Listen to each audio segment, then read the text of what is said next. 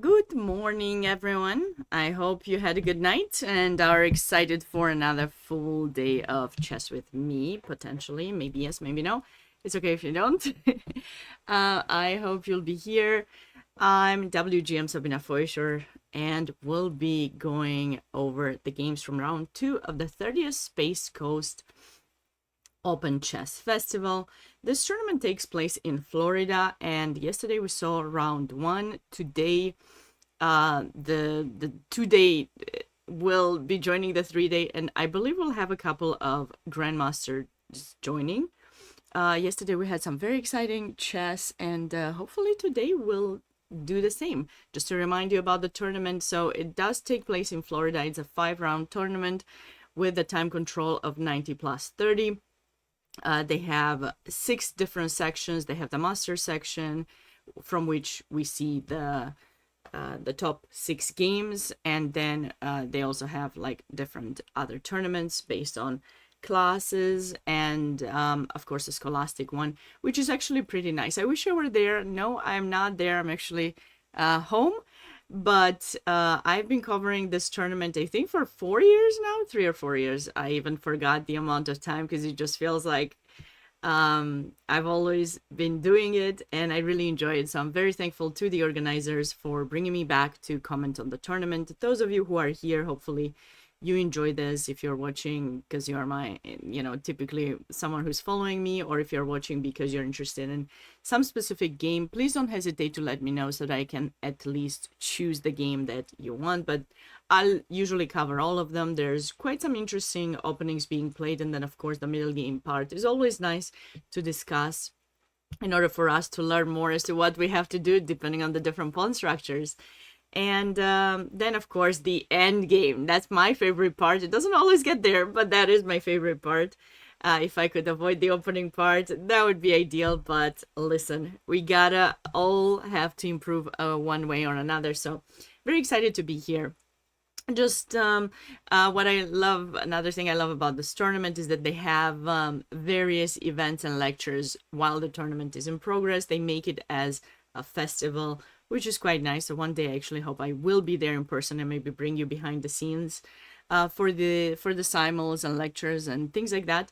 But what I love is also that they have top upsets and brilliancy prizes. So, I mean, if you're gonna play a great game, or if you're not sure if your game will be great, but you want to at least try your best, submit your game, and you'll have the chance to win one of those prizes. So today will be a day of commentary. I will not be playing the viewers or be doing tactics or anything like that. I will be going over these games, and I believe, as I have talked so far, the games should start soon. So let's see if we got the moves yet or not. Yes, we're starting to get moves, so that's amazing, because we can already discuss what is going on. And yeah, you guys can ask me any questions that you have, and we can go from there. Welcome, Camila. Thanks for following or being here. I know you followed yesterday. Thanks for being here. If you know anyone who might be interested in this tournament, feel free to send them this way. But okay, so let's see what is happening. So on board one, we have Eric Rodriguez, who had that kind of nice win yesterday. It was the final game that I was, hoping for a beautiful mate. For those of you who haven't seen it, I really need to show just for the mate, because I think it was quite a potentially nice mate that unfortunately did not happen. But we had a position like this, and I was hoping rook h7, king e6, rook e7 would happen to have a cross mate. I don't think I had seen something like this in the past, but listen, it just looks so beautiful. I feel like now I just want to create a study that finishes like this, because this is definitely one of those creative things that you don't want to miss about chess. With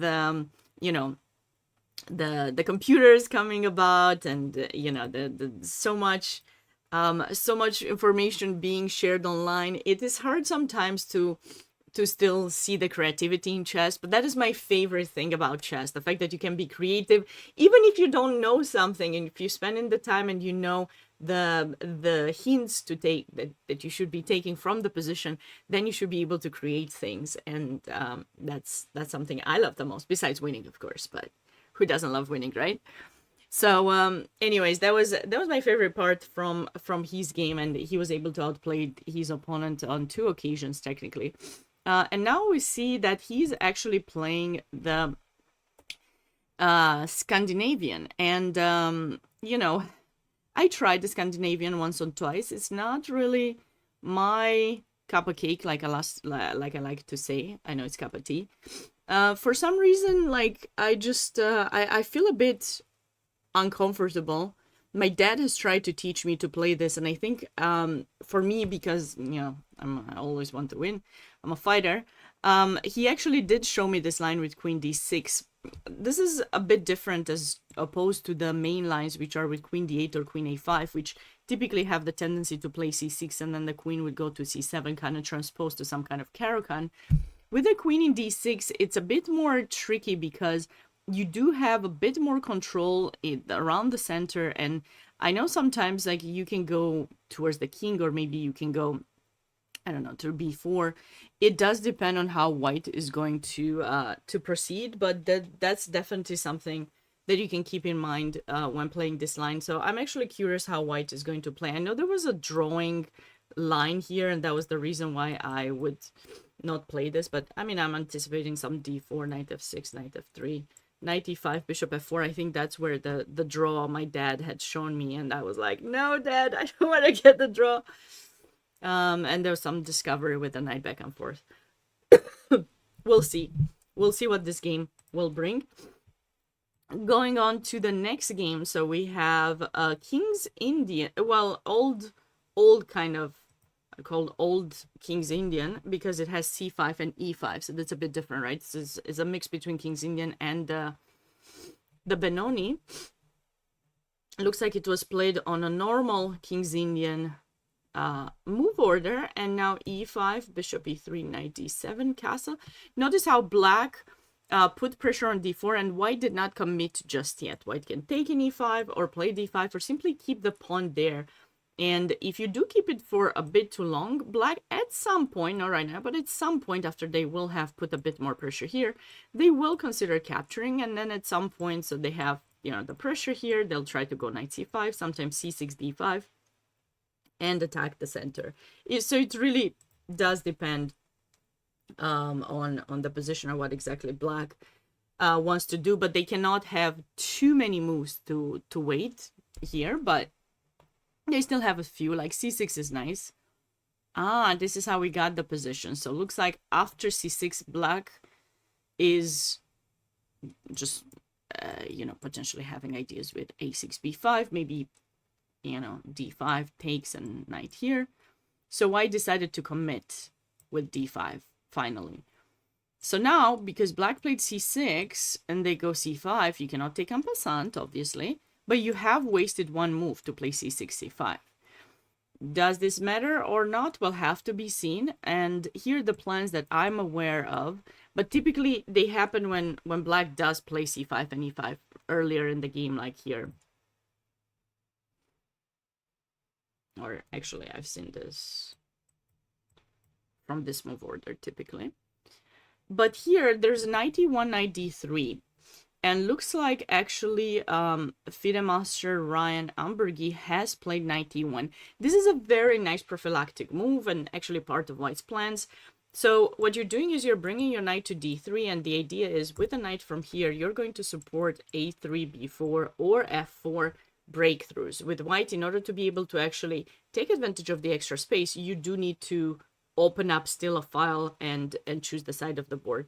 So knight e1 is a very good touch, a very nice touch. King h8, and now g4. Okay, so I guess he didn't want to go for that plan. g4 is also part of some plans for white. Kind of not fully neutralizes f5, but gets ready to stop any kind of f5 that black would be considering to play in these types of positions. Actually, it's not too bad, I think. It's not too bad. I mean, probably knight g8 or knight e8. Black will still attempt this, and I don't know if white might have played this a bit too soon, in my opinion. because sometimes when you play g4 and then you play, what's the idea of king h8? Well, this this is one of the ideas, to go knight g8. Yeah, because black doesn't really want to put the knight in e8. They would rather put it in g8, and from there you can also go through h6 to put some pressure, or if g5 is played, sometimes you can play h6 and you're covering that side of the board. So it's kind of a prophylactic idea to have that g8 square freed for the knight to be moved, for the pawn to push forward. That's typically how we see these things. Yeah. Hi, Jorgani, how are you doing? So,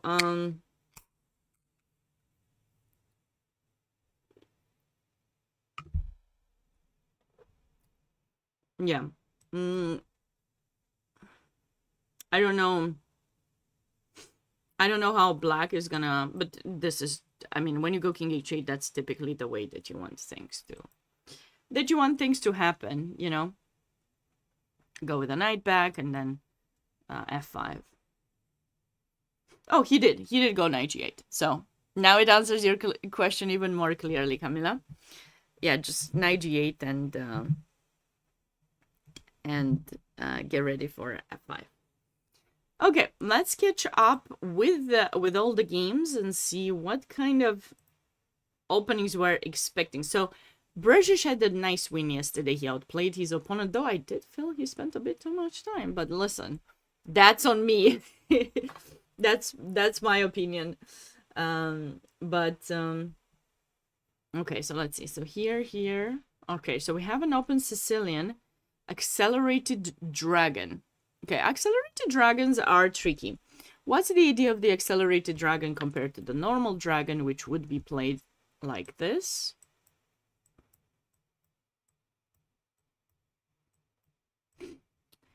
So black does not commit to this move d6. Why? Because usually when you play the dragon, you're creating one of the best defenses for your king side, right? This is supposed to be a pretty good defense for the king. But when you do play g6, if white has not decided to castle yet, they can start attacking you with h4, h5. So what you're trying to do in the accelerated dragon is say, you know what? I'm not going to commit with the move d6 just yet. I'm going to wait. I'm still going to fianchetto my bishop, but I'm not going to commit with that move because I may try to go d5 just in one move. And I'm going to try to break the center. And you know what they say, whenever you're being attacked to the flank, you should counterattack in the center or on the other side of the board. So by doing this, you're actually getting ready to play d5. I've tried this line a few times with black, and what I liked about it is the fact that as black is getting ready to prepare for d5, white will struggle to castle long. Usually you do not have time for that. Like, for example, let's just say here you would attempt some queen d2, then black can go queen b3 or queen a5. Like, this is one way to do it if I can try to remember the line. And if you castle long, I think there's something like this potentially. I could be wrong. If you go back, knight g4 or something. But wait, if you could go f3 first to make sure there's no knight g4, and then queen b6, bishop b3, and if you do something like this, because you don't want to castle short, right? You want to go queen d2 and long castle. This is something I missed the chance to do on my own against an opponent. Knight takes e4, and this is really cute because if you take back with a pawn, for example, right, then we get to take this knight. So we simply want a pawn. I mean, this is great. So after knight takes e4, you can go knight to d5. Knight to d5, and now how was it? I think check, c3,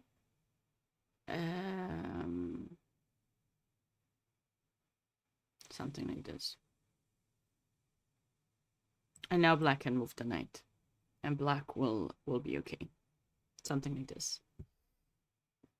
It's very possible that I'm confusing my line, but I don't think so. Oh, okay. This was the other line that I think is kind of cute. So if white plays queen to d2, this is a setup. You cannot take that pawn, by the way, because I think maybe you can escape, but it is a bit scary. So wait. So queen d2, knight takes e4, f takes e4, bishop takes d4 again. So if knight takes e4, knight takes c6, then we take in d2. Right? And you take, we take. Black is doing well. So quite a few ideas as to why white typically cannot castle long, and that's why you know, you try to. This is not the reason why I played the accelerated dragon, but if you happen to be one of those players that's not happy with being attacked, then you know, you can do that. So anyways, bishop here, castle.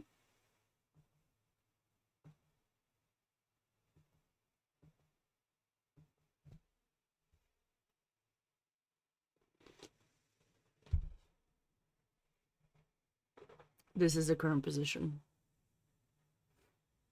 So black has temporarily given up this pawn, but then they'll play b5, bishop b7 very likely, and try to get it back. In addition, they do win that bishop, which is quite unpleasant for black to have to deal with. So I think we're doing quite fine with black. d5 usually helps equalize eventually. Move on to the next board. We have international master Mikhail Zlotnikov against Rose. Rose had a really nice win yesterday. Let's see what she played today. So d4, g6. So Rose started with d4, and her opponent decided to fianchetto her bishop. So knight c3, c6, f4. She's going for a very aggressive line against the modern.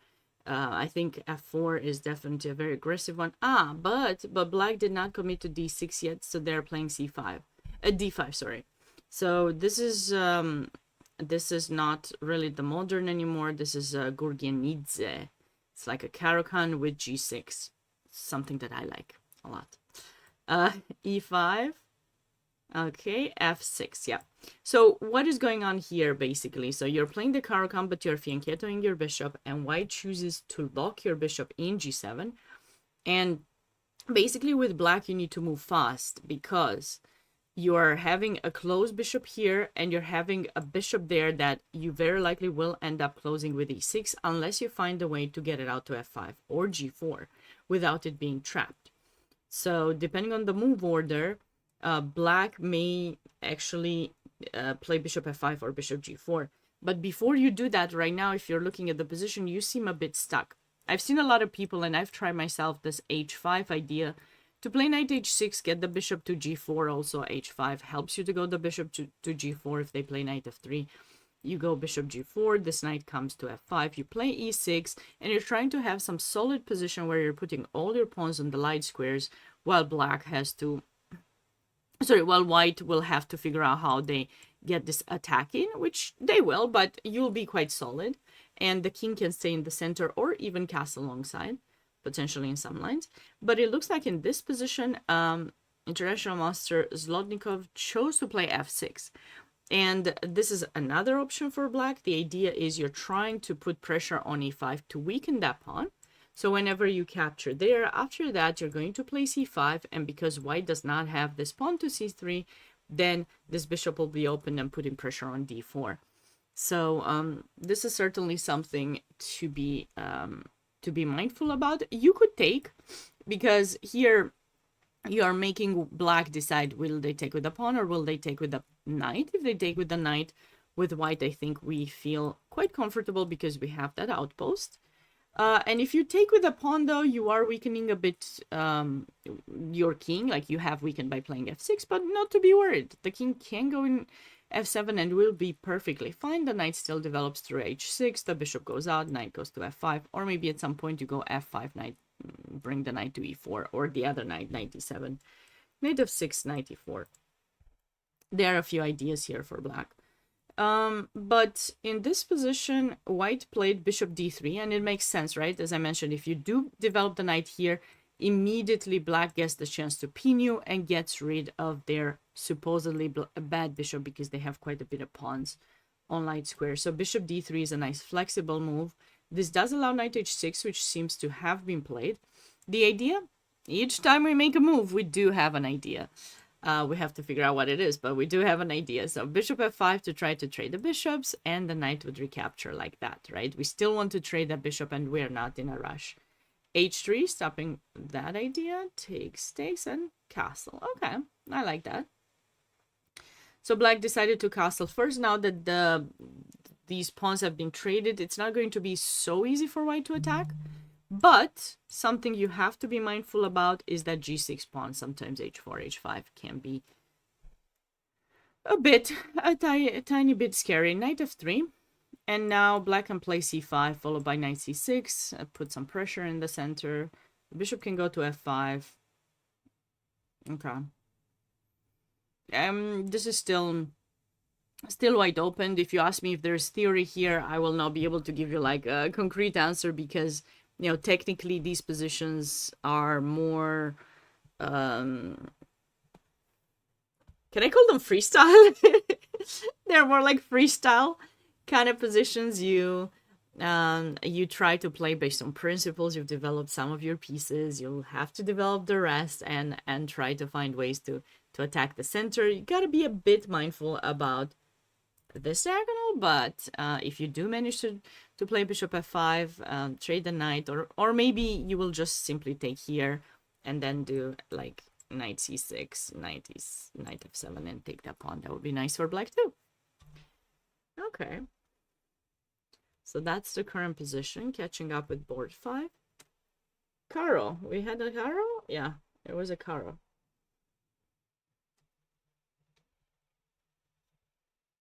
Advanced variation and h4. This is an aggressive line, okay?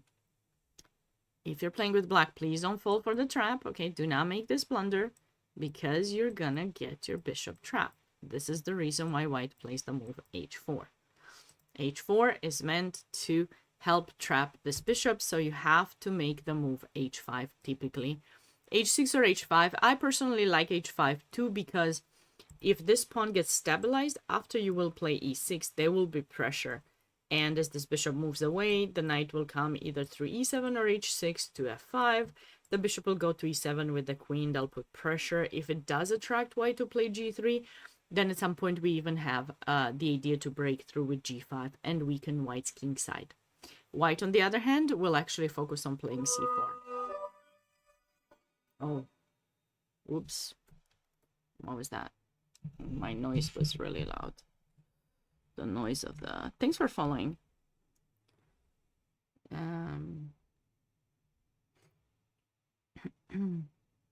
Okay. So here the game continued with c4, e6, knight c3. Yep, this is... Oh, he took directly. Ah, interesting.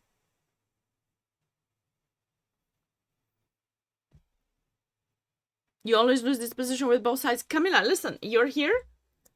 So hopefully we'll both learn something from it. I do like this position for black. I play it with black mostly. So if you develop your pieces and you know what to do, and eventually you do break the center, because you cannot sit and do nothing. I don't know what your level is and why you lose, but you know, you cannot really sit and do nothing. If you find a way to put pressure, you should be on your way to have some ideas here. Bishop g5.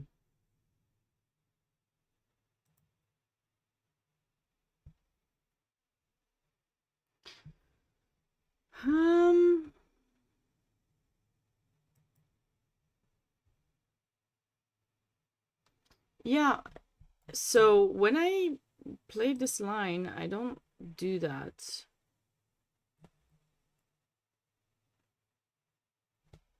This is a bit different than how I played. Although he did play c4 kind of early. Yeah, usually people play knight f3, and then after e6, if they go c4, yeah, I guess you're kind of transposing to the same thing.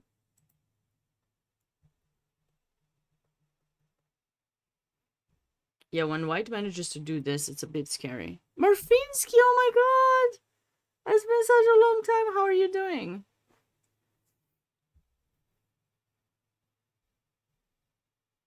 I haven't seen you for so long. I also haven't streamed, so it's my fault, but still.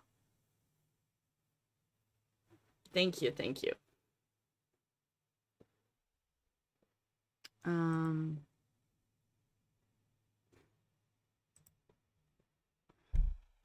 I was just checking this lines here, and it says queen b6 or bishop e7 or knight e7, obviously the main moves. But I'm not sure I like bishop e7.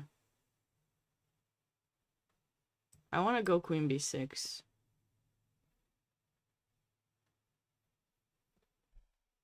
And then if we go knight e2, yeah, we do have to go bishop e7 at some point. Why is this line? I need to look at this line for myself.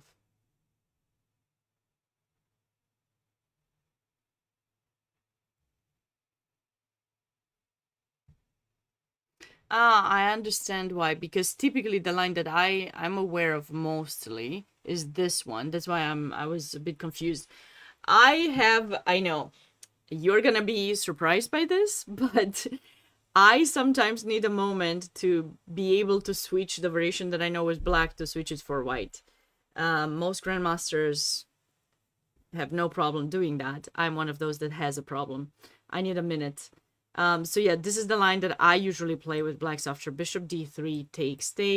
Then I usually go queen a5 check, and this move forces white to make a decision, and usually it's bishop d2 or knight d2. Most people play knight d2, so when they do that, they actually block their bishop to go to g5. So here when you go e6 and they play, say, knight f3 or something, then you go knight h6, and this is typically how you're playing this. That's why I was a bit confused. So this c4 is actually played much faster, because in the other line, they would typically play b3 c4. So I was wondering why it took so long. Also, by the way, if you want with black in this position, you can also go queen a6 to try to trade queens, because, you know, without the queens on the board, you should be doing quite fine.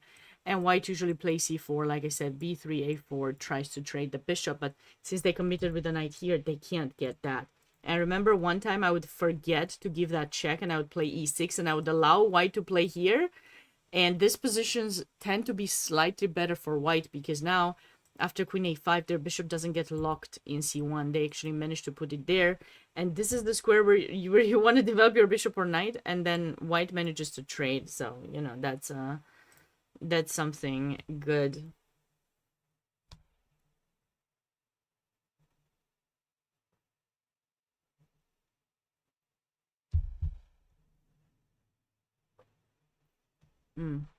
Sorry, those moves were not played. This is the current position.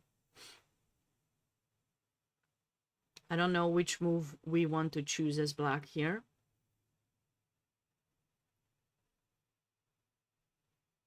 Probably bishop e7, I guess, and it's queen b6.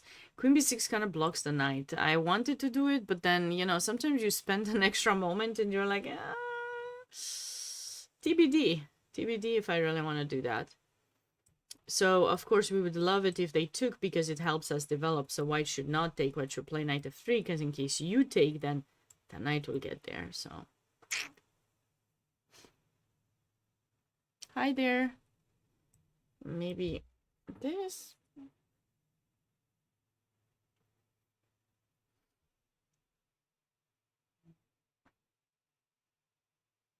Yeah, this position is okay. It's just okay. We'll be back to see how both players approach this. Ah, Vivan has been played in... I have commented on Vivan's games in the past. So Vivan has... won probably the previous game, is playing against Jacori Binu. I think both of these players are juniors. Rosolimo. The Rosolimo has become pretty popular these days. A lot of people seem to try to avoid playing the main line in the Sicilian. G6, castle, bishop G7, rook E1, knight F6, C3, bishop F1, C takes, D takes.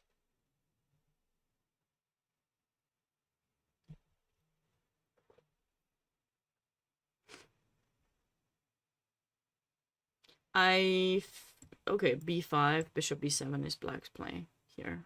He has to. He has to do that. That's his only way.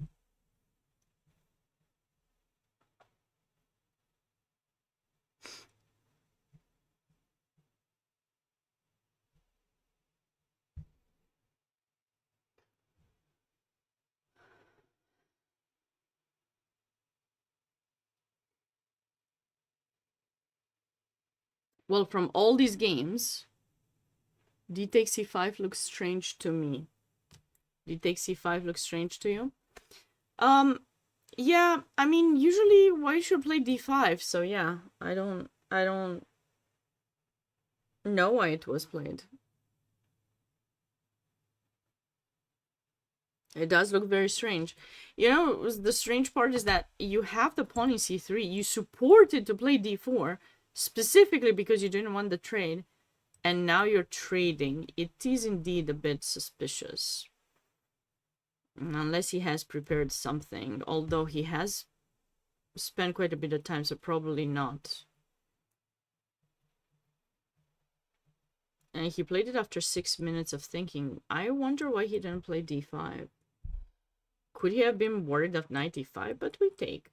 This pawn structure is pretty good for white because black's bishop got restricted right now, right? So at this point, we don't play F4 anytime soon. We actually try to first stabilize things here, and then we might consider going F4. I think you want to play F4 only if after the capture you get E5 in. But in order to get E5 in, you need to have this pawn protected. So I don't know if we want to go C4 immediately or something else, but we could. C4, knight C3. We wasted a move, that's fine. Or we can simply utilize this square as a nice outpost for our bishop or our knight. In order to do that, we need to go A4, maybe even A5, and bring the knight towards C4 or the bishop. I mean, I think the knight... Oh my god! Lily! Oh, thank you so much! How are you doing? You shout out to Lila. Oh, I really appreciate it, Lila. How are you doing?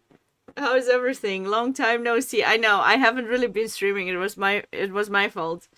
I got very excited with your streams and then I got burned out. I really appreciate you, Lila. Thank you. Wow, that's huge.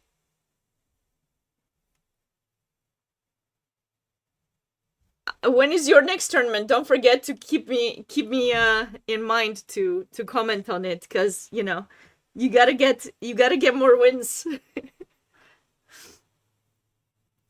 Yeah, I don't know Lila personally, but I have been streaming her European Championship, and she's a great fighter. So, all right, thank you, Lila. Have a great rest of your day or night. Actually, you're in Europe. Evening.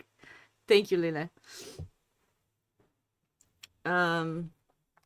Okay, that was exciting. So, what do we do? What do we do here in this position? What do you think? Do you like white? Camila pointed out a very important thing. Maybe this.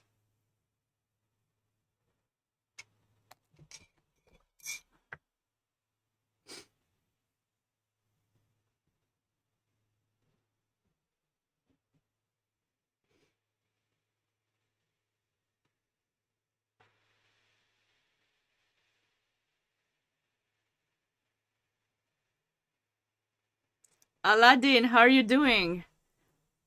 Long time.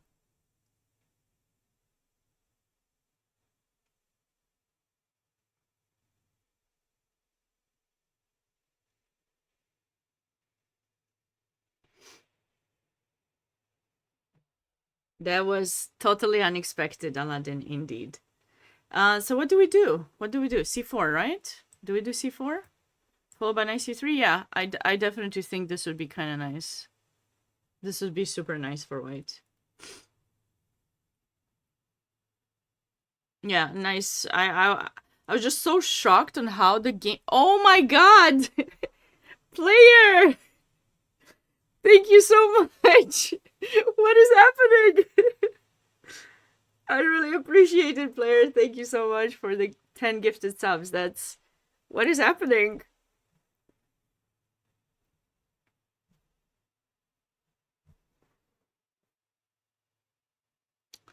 I got distracted from my...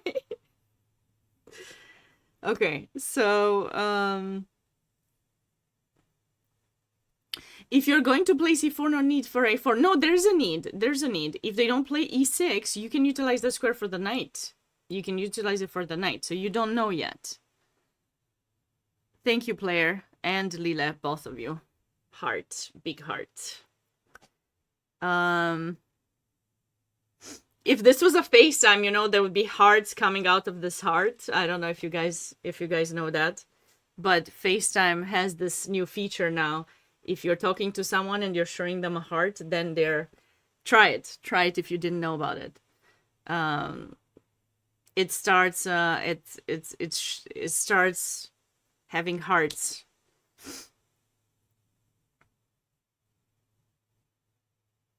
So what is happening? Let's just say they play b6. This is what I want to show you, Camilla, because you're asking about it.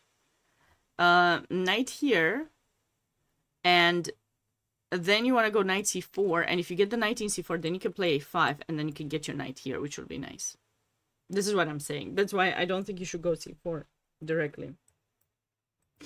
You could, don't get me wrong, you could also go here. It's not a thing. And then you can have a similar position where you go knight c3, followed by, you know, eventually you'll prep this plan with a3, b4.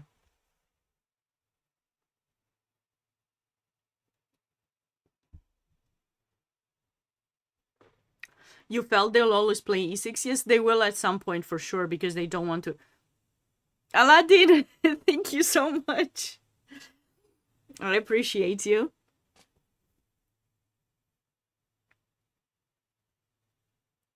So, what are we doing now?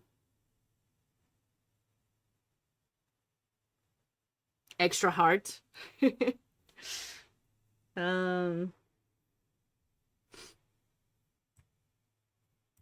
No, this was definitely much better than what happened. This was definitely much better than what happened, because, like, this does not work.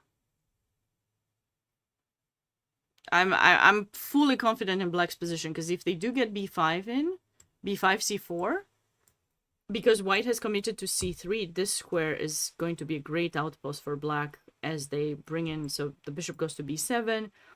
You started a great train. That was... I don't remember last time that I actually had a train on my channel, Lile. So thank you for that. I needed something today, because I woke up feeling sad in a way. And well, sadness doesn't go away that fast, but definitely is nice to see some positive things. You always get out of your sad mode, you know. Okay, so now this position is quite equal ish. Maybe we should go knight b3. At least we're making black commit to b6 only, not to b5, c4. And then we can go some a4 at some point. At least they won't get all that space here. And then we have to proceed with our development. I don't know if we want h3, bishop e3. This queen probably goes to c2. Then bishop e3, rook d1, something like that.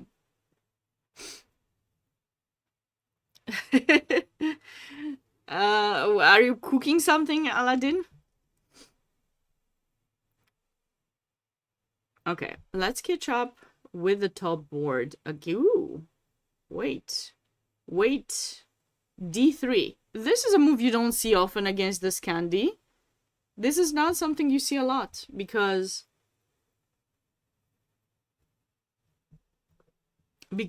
typically white is trying to get the center. Like D4 is a move that you want to make for sure. So why did white choose something more cautious? I do not know. But now we basically have a reverse Philidor in a way, if you think about it. And I'm actually liking, it's a good kind of Philidor. This bishop is also here. I'm liking black's position. Okay, white. What is white gonna try to do? Black very likely will castle long. If I were black, I would castle long here. Because like bishop g2, queen e2. Okay, we can also castle long with white. But black should castle long first. White's gonna take that bishop. No cause for alarm. We take back. Knight comes to f6.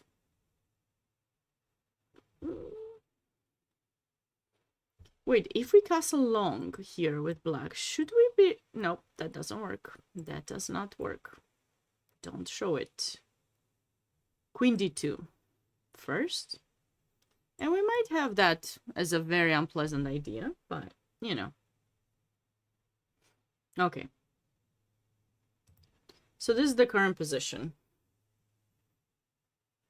Do we want to force white to take this bishop? We could also go bishop e7.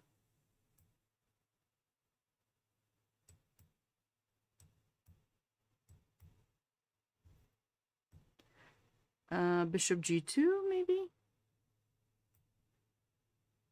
I'm not sure where this queen belongs.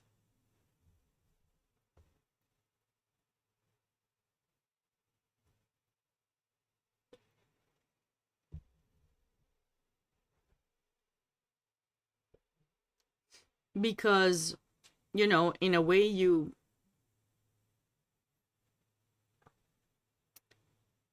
In a way you do want to move the queen somewhere, but in a way... You gotta think of the future, you know? Like, well, what's gonna happen next?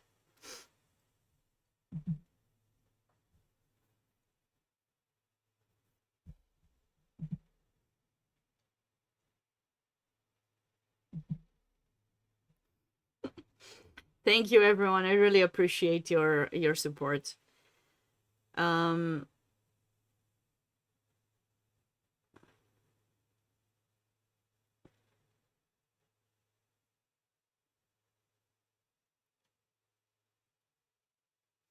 I can't tell where I like the queen. I would say d2 in order to have these ideas still open and then you're controlling b4, but I don't know, like f3 would be nice because black doesn't have the light square bishop, so if they do castle long, then you will have some pressure there. Maybe you keep your king in the center and attempt a b-pawn push or something. What does Regina mean? Regina is my cat. Regina, do you guys want to see my cat? I'm happy to bring her on stream. Let's bring Regina to say hi. 1 second.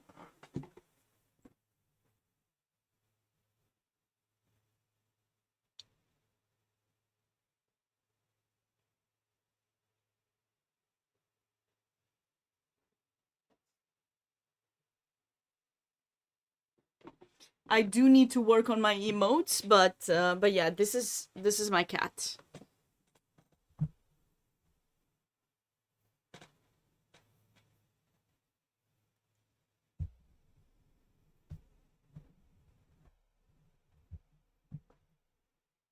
Feels like 94 is annoying. It is.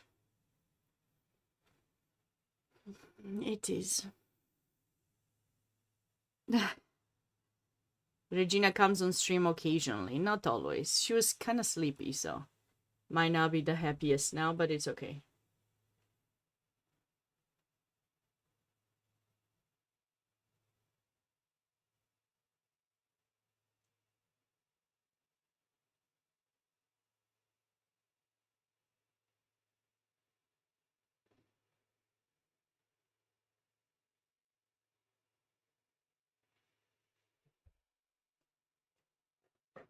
I don't know if you guys can hear her, but she's always very happy.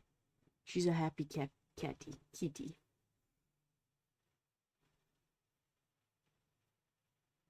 Okay, this did not happen yet, so we can come back and see what black will do. But both of these moves seem quite reasonable for black. The way Regina looks right now, it looks like she's one of those alligators, you know, with the eyes ready for the attack. Right, Regi? Going on to board 2, what have we missed here? Remember, white had played at g4.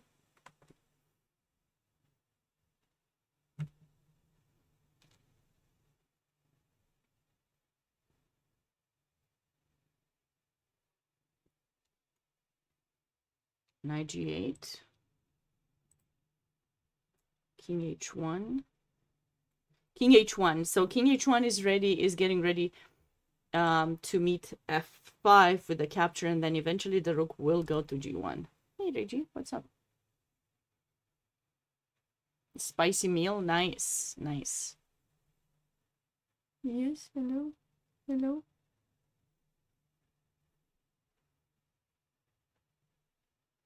Bishop d3, and this is what is happening.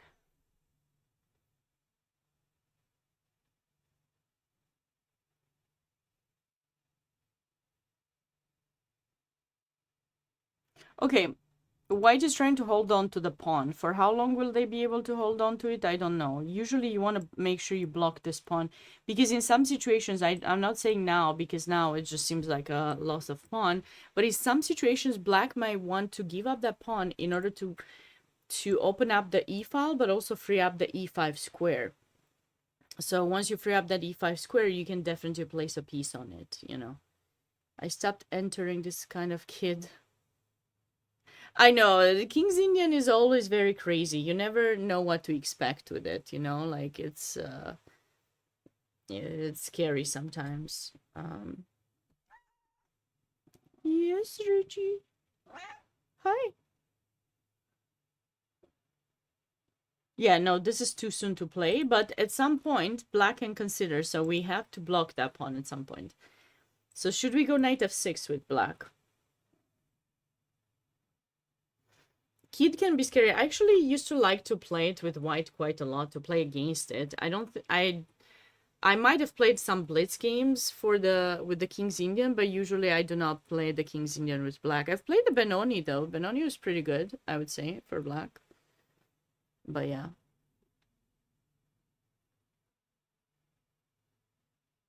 Did you see Regina wink? Did you see her wink? Did you wink, Reggie? Okay, she's had enough. She has had enough. Okay, Reggie. She has had enough of us. Of me. Not of us, of me. Well, thanks again for all the gifted subs and the bits. I really appreciate it.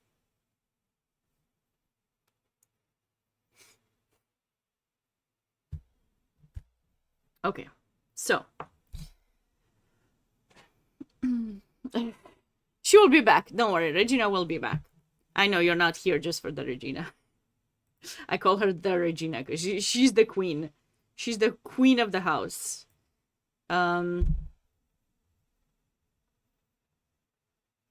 What do we do here with white to proceed?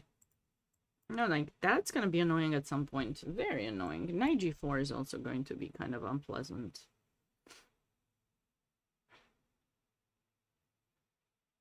Rook g1. And then one of the knights will go to g4. I think black is okay. Yeah, her name Regina actually means queen in Romanian language, and I'm originally from Romania. So when I adopted her, I wanted her to have like a chess name that was Romanian, and yeah, so Regina just seemed natural because, you know, chess player, Romanian. What else, right? What else can you expect? So that's how I ended up naming her that. She had another name actually. because she was already, you know, she was not really a baby. She had like maybe a month or two when I adopted her, and her name was Feathers. But I was like, no, your name is not Feathers. You need to have like a real good name. She does sleep with me occasionally. Yeah, she does. She does. Not always. If she was sleeping already on the bed when I go in, then she will stay. But if I take her to come to bed when I go to bed, then she will stay for a little bit and then leave. And she will wake me up at 6 a.m. to feed her. And most of the time she won't finish her food or eat it at all. I don't know. She's very picky. I don't know if it's a cat thing or a Gina thing. Okay. This position, I want to see when black is going to get their pawn back. White is trying to hold on to it for quite a bit. Look at that. Is b4 going to be a move at some point? Queen a5. Queen a5. There's no threat yet, but eventually. Okay, let's just make some bad moves for white so that I can show this. This would be a blunder for white so that we can have this gorgeous, hi bae, this gorgeous idea, knight e4. For those of you who don't know it, this is a typical way to win these types of positions, right? Obviously, if you take, there's a checkmate. But let's just say you move the queen or something here, then there's this other checkmate. I just wanted to show you because it's actually, you know what? No, let's go bishop takes b2. Because why use the queen, right? So this is basically what black wants with the move queen a5. They want to play the move knight e4, and once you move the queen, because you can't take as a mate, once you move the queen, we still have queen a1, and we have opened the most important piece in the dragon. That dark square bishop, in my opinion, is the most important piece, and then we're bringing it for a mate. So white now has to be careful with what do they do now, because knight e4 is a serious thing. For example, if you play f3, you think, oh, I'm just playing f3, I'm cool. No! do not fall for this trap, because knight e4 is still happening. Don't fall for this, okay? You may think, oh, but I just take it with a pawn. What are you talking about? Yes, exactly. What did I just show you? Oh, why it doesn't work? Okay. Bam. Sorry, with the bishop. We wanted the bishop. This is a serious threat. So Oscar hopefully does realize it for his own sake. Or else we're going to see a beautiful miniature game here. If white does not realize that is a threat. That would be actually nice. I would save the knight. Well, how do you save it? You can't. So you have to go king b1 in this position if you don't want to get mated. You have to go king b1 so that you don't allow the check in a1. But if you do not, and if you think that this move can be stopped with f3, then you would be falling in that trap. So that would not be fun. Keep that in mind. Don't fall for it.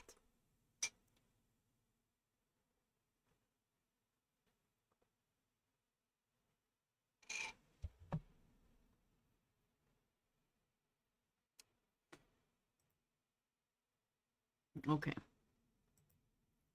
So what is happening over here besides king b1? Is there any other move we can think of for... No, I really want king b1. I don't know if you can go knight b1. I feel like this is a bit... This is a bit scary. Because that will still be a threat. And then, like, we can go some rook c8 or maybe this rook to c8 and then push the a pawn and black would have some threats. What? If king b1, queen a3, I take it. What? No, you cannot do that. You cannot do that, Giorgio. But you can bring the rook to d8. I mean, queen a5 is a nice developing move, right? Black needs to complete their development. They still have the queen to be taken out, and it's nice that they can do it with tempo. And now that rook can come, oopsie, not there, here, into play to put pressure on the d-pawn. I really feel like I want to stay with this game to see what Oscar plays, but Oliver, hey, welcome. Well, vanish. What do you want to vanish? Oh, you want to vanish the pawn in b2? That would be great. Ooh, what's been going on here? Oh, Rose ended up taking in c5. Okay, so she took. She got the pawn, but now she allows the pressure on e5. So she needs to rush to develop, potentially make a long castle to put pressure on the d5 pawn. Okay, black is temporarily down a pawn, but this pawn, one of these two pawns, is going to hang eventually with queen a5 or and take that, or maybe somehow extra pressure. Over the board game from the tourney, which game were you playing? Like which section are you playing in?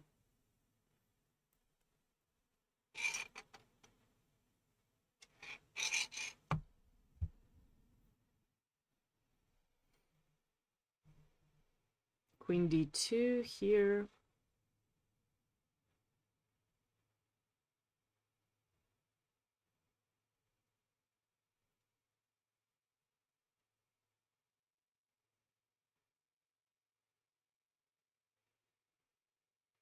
Okay.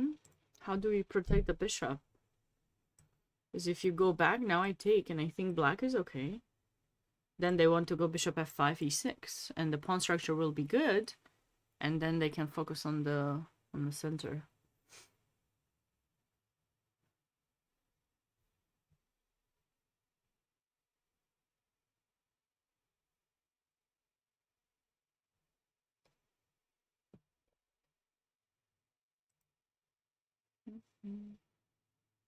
Ooh.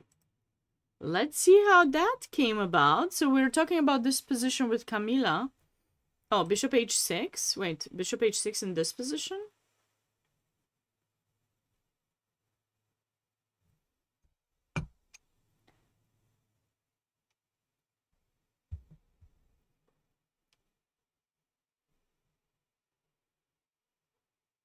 Yeah, but you know, this pawn, you won't be able to protect it much.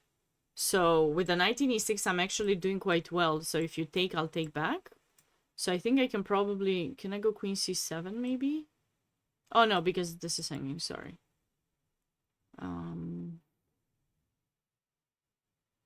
I definitely don't want to take, because then your queen will be close enough to sack in g6.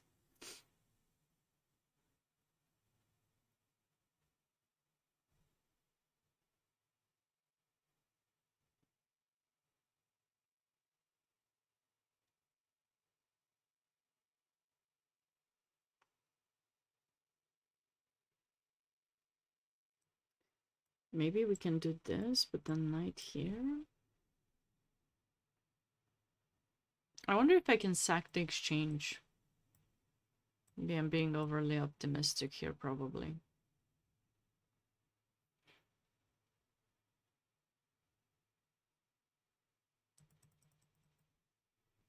But then we take.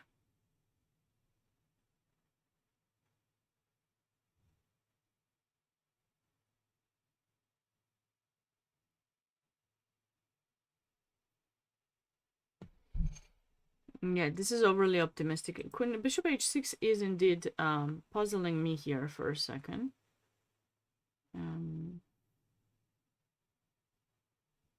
Okay, I was a bit too happy to take with the knight. Let's just take my pawn back. I have a pawn. I have a pawn to recoup. And you know what? Being here, I'm actually gonna take your bishop too. So even if you end up taking here, I'm not afraid. I'm not afraid. And then we'll take back. And then we'll get the bishop out and then e6. Black should be okay in this position. I mean, they got their pawn back, I think. Maybe you don't take in g7, but what do you do then? That's why I was saying bishop e3. Yeah, I was saying bishop e3 not to take the pawn, and then I was trying to be fancy with black. Okay, bishop e3 makes sense, I think, to keep... Oh, wait, you cannot go bishop e3. Wait, what? You cannot. Oh, what am I saying?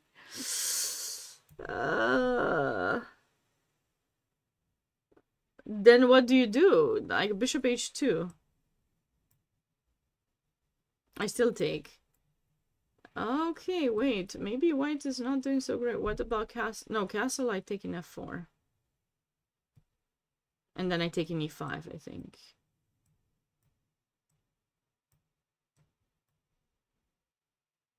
Ah, but then you take.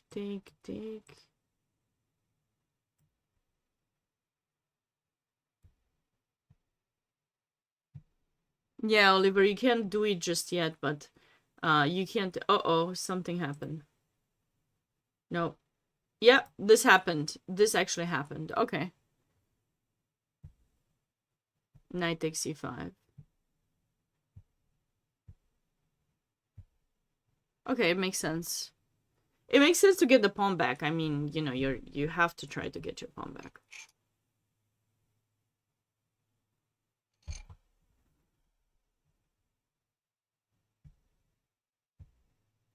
Yeah. Okay.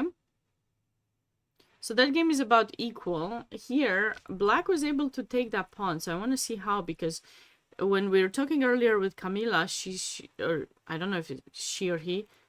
I mean, name is she, but I don't know. Please feel free to let me know. Camila was saying here that this position is not something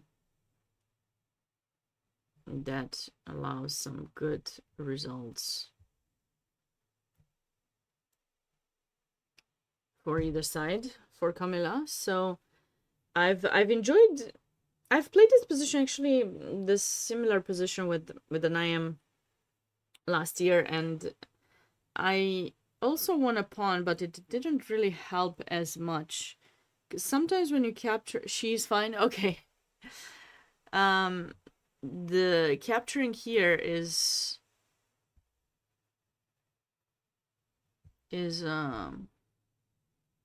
can be scary, but with the bishop in f5, you don't get to take back. So rook c1, rook d8.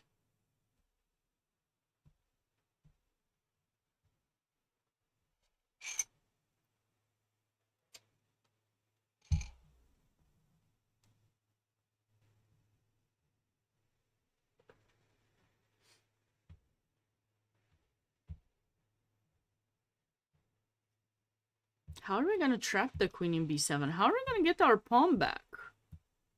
I guess we don't care. Basically, what white would love to do is manage to get a knight in d6. If they would manage to do that, that would be brilliant. Because you're scared to take in b2? No, I would be scared to take in b2 also. I've had issues in the past. Okay, here you don't need to be too scared because there's a bishop in f5. So you're safe, even if, for example, this happens, right? And that bishop gets traded, then you can play queen e6 and you're safe. So,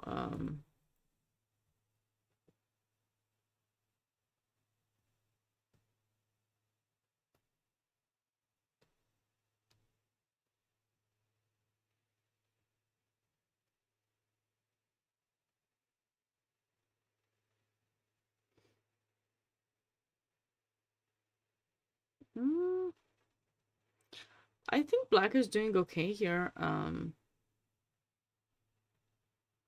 What is a good plan for white? I mean, I think bishop d3 kind of has to be played, because you do want to free up that square for your knight. I mean, this is what I would do first with white. And what will black do now?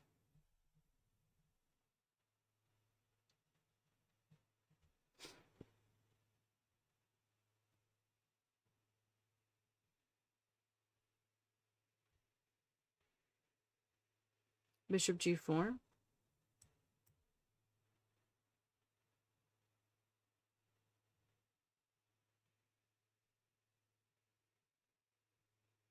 And you're saying I cannot go knight e4 because you are going to take here and then take another pawn, aren't you?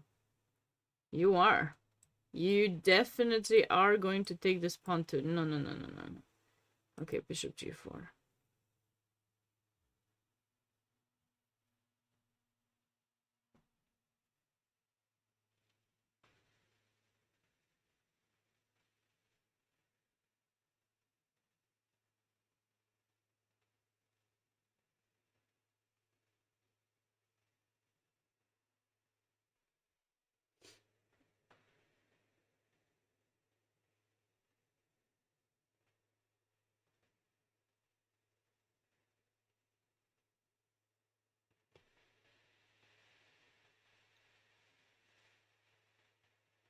No, it's not played. No, this is the move.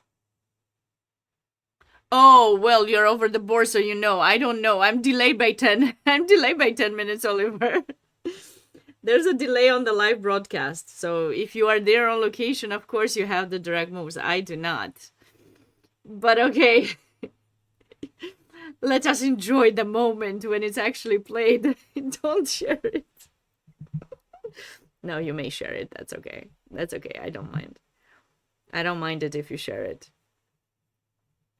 Oh, you're only watching here, but for me, it doesn't show that it was played. For me, this is the position. This is the current position. Okay, what have we got here? Bishop g4, bishop e7, knight e7, knight e4. Oh, you were asking. Okay, I didn't see the question mark. That's why I didn't realize it was a question. Yeah, no, it was not played. The position is currently to rook d8. This is my analysis. Our analysis. Takes. No, but if you take in f3, I don't take. I give check first. Ah! Sorry. Knight d6 check.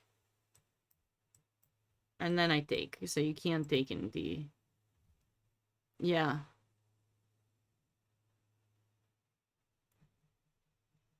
If I take here directly, I think you can stop me knight c8 or knight f5. Probably knight f5. And you can stop me. So I need to do that in between move. No, this is bad. This is bad for black. So you cannot do that. But any knight e4, like now that you move the bishop, you can play knight f5. Also, the knight can go to c8. Yeah. So we cannot really that easily get to things like this bishop. So white does not want to take in e7. This is important. So that's a tension you want to leave. Basically, black wants white to take so that they can develop the knight. And white wants black to take so that they capture back. Well, usually it was with the knight. Now, I don't know. Maybe they don't want them to take. But usually when the take happens, you want to take back with the knight. So that's why I was thinking knight e4 would be nice, but the problem is you are hanging that pawn, so maybe bishop d3 is not really that great of a move, because we're hanging stuff. Bishop g4 is unpleasant, actually, to be fair. It's very unpleasant. How can we escape it? I'm not even sure. Maybe we can just go queen a4.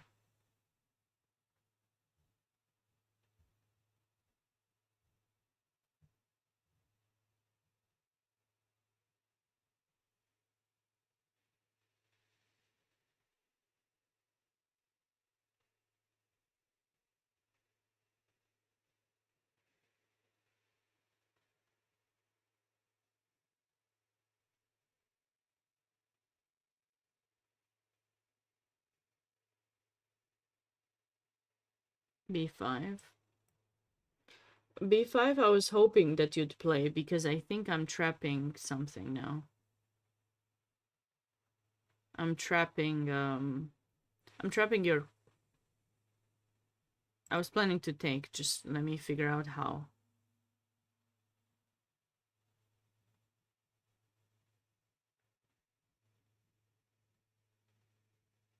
Oh, Dee, are you from Kentucky?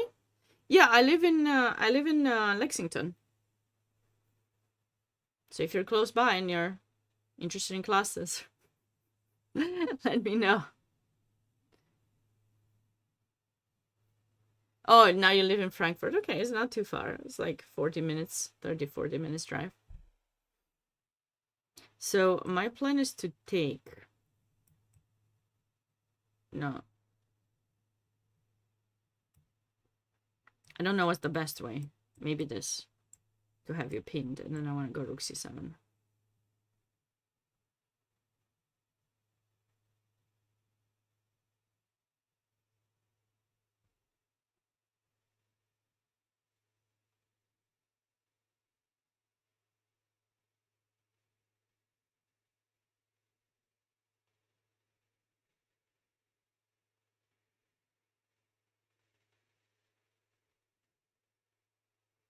I know you think you're fancy, but after that move, I take your knight. And if you take back, oopsie daisy. I really wanted to make that mate. I know you won't take back, but I am taking the piece back, and you have to go king f8. So now I can take your queen, and if you take back, I take your rook. So that's the problem. This is very unpleasant. The spin is very unpleasant. You're stuck with black. With black, you're stuck with these two pieces, and it's hard to take them out. This is a big issue. And if you're attempting some move like this, then again, we're having this very same issue here. That's why, like, I knew you can't. I saw this trap at some point, and you can't go b5. It's a nice trap to remember. So you take with the knight. I don't know if I can do the same like this, because I thought, I don't know, maybe I could have, but I don't see my thread. That's why I didn't go for this.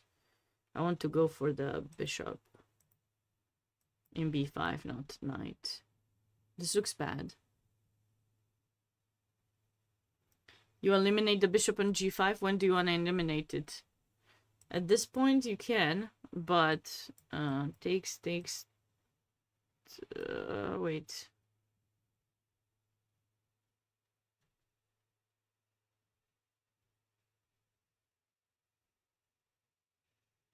Okay, I go here. Now you lose your rook. So you need to eliminate it earlier. Maybe you eliminate it here, so that after that you go b5. Now that might be better. Can you go b5, or can I do the same thing?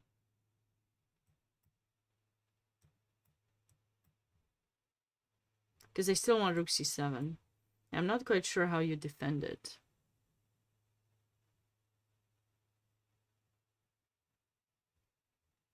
But you know what? Why do you want to go b5? I mean, I know you want to go b5, but these ideas are famous from the Slav also with in that position. Rook c7 anyways?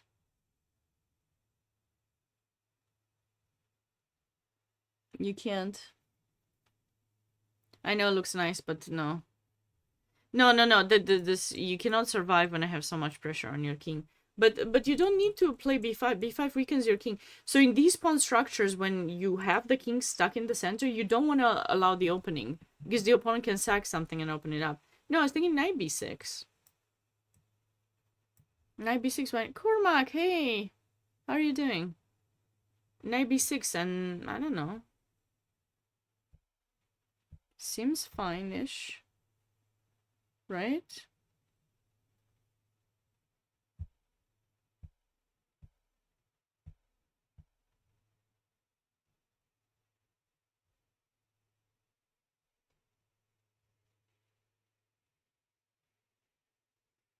You're doing alright? Lots of work? Or not so much work? Maybe you're off?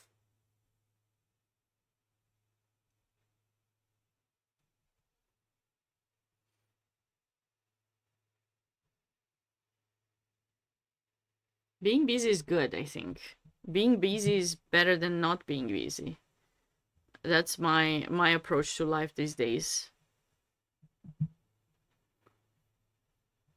I want to be as busy as I can, because then I stop thinking about negative things, because I just have to get the work done.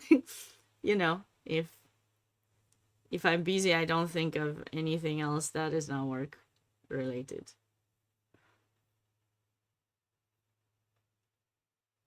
I don't like this position for white at this point. What did white do wrong? Rook c1. Oh wait, they played. They had some moves being played. Where is it? Knight b6 was played. So rook e1. Rook e1 was played. Okay, I like this idea.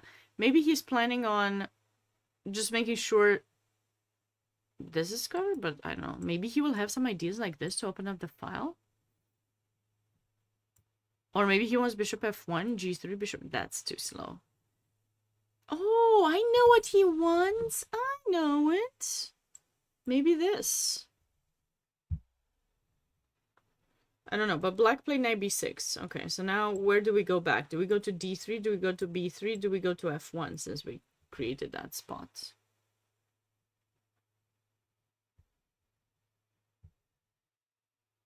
Where do we go is the question.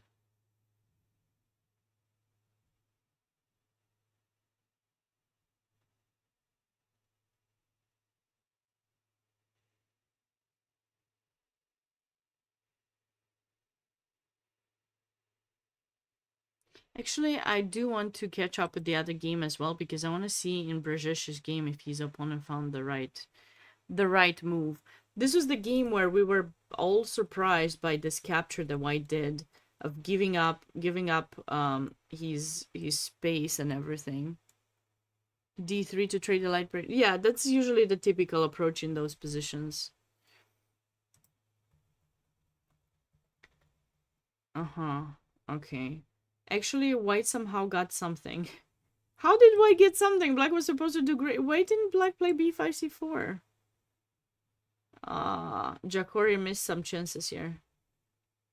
It's now White is regrouped and does not, you know, the c4 square is a great outpost. You can't play b5. We're gonna go a5, knight b6 very soon if you let us. Okay, he didn't. And now this bishop is badly placed. This is called initiative. Bam, tempo, gone. Bishop comes out. This looks great. This looks great for White. Oh, sorry. What did I press? I pressed 0. I always press 0. I don't know why I press 0. Okay. So yeah, this game, bishop d3 was Montax's. Rookhart, wait, you're playing this weekend? No, this tournament is 5 rounds. This tournament has 5 rounds. Bishop d3. The thing is that I don't think Black will trade Montax. If Black would trade here, I would say, yeah, go for bishop d3. But no, he's not going to trade. He's going to go bishop g4. And now you do want to go knight e4, but listen, you got a problem. When this rook opened up, you got a problem on d4. So I wonder how White is planning to defend that. Because we're threatening bishop f3, rook takes d4. No, oh, king b1 was played. Oh, sad. Look at this position, guys. Look at this. Bishop e2 is too passive, though. You just put the rook in e1. Yeah, no. I don't think... Maybe bishop f1, maybe in that position. So I need to show if anyone has joined in later. This was my favorite move so far, in this game, because Black has a very sneaky idea. Okay, hopefully you guys can see it. And the threat is something with queen a1, right, and the bishop opens up, right? So it's knight e4. So I was showing earlier that if you play some random move like h3, this is what Black wants to do. Knight e4 attacking the queen. If you move the queen, you're going to get mated. No, not with the queen, but with the bishop, because I want to show the mate with the bishop. And it's so cute. And if you take with the knight, then we still have this checkmate. So you say, well, you want knight e4. No big deal. I'm just going to go f3 and everything is safe. Yeah, think again. This is not safe for you. Knight e4 anyways. It's happening right now. And now what do you do? Because if you take queen a1, knight b1, and yes, not with the queen, but with the bishop, because that's what I want. So this would be kind of a cute smothered mate. You are tempted to believe the smothered mates are happening with the knight. Think again. This is a bishop smothered mate. And there could be a queen one too, but we want the bishop because it's too cute. So anyways, obviously you cannot take because of queen a1. So that was kind of a very fancy idea that Black came up with here, and we were waiting to see if White was gonna go for king b1, but they did. Good for them. But that doesn't stop me from showing the beautiful mate. Hopefully those of you who weren't here earlier saw it and liked it, and yeah, just to make sure. Okay, so king b1, rook there. And now this is the current position we got. b4 is nice. I like it. Avoid the trades of the queens. And now, okay, Black eventually will still have to grab this pawn back. I'm anticipating some stuff like this. Maybe queen b5, a5, a4 is also nice. And yeah. It would have been a cool mate. Yeah, it would have been one of the miniature games, you know. But it didn't happen. But that's okay. No worries. No worries. Oh, Oscar was the former Texas Elementary champion. Oh, okay. Okay, Ruckhardt. Thanks for letting me know. Like, obviously, he wasn't going to fall for it. I just think it's a beautiful idea to show, right? Because, as I always tell everyone, my favorite thing about chess is the creativity part. So, anytime I see something fancy, I gotta show it. It's one of those things. So, you were asking me about the previous position. No, the previous position did not come from a Slav. We're talking about this one? No, this was not a Slav. This was actually a Caro-Kann. It was an advanced variation of the Caro-Kann, where white ended up going c4. It looks like a Slav, but it wasn't. It could have been a Slav kind of thing, but in the Slav, white doesn't really get that pawn advanced as often. It does occasionally, but yeah, no. This is a Caro-Kann pawn structure. My name is Legion. Hey! Wait, this is my first stream of the year that you're catching? Sad. I've had quite a few. You should definitely catch me on US Chess as well. I should send you guys to the... Well, next week. Next week, I'll be doing commentary for the Super Nationals, which is very exciting for me. So I should give you the link for US Chess to make sure... Oh, actually... Let's see if this command would work.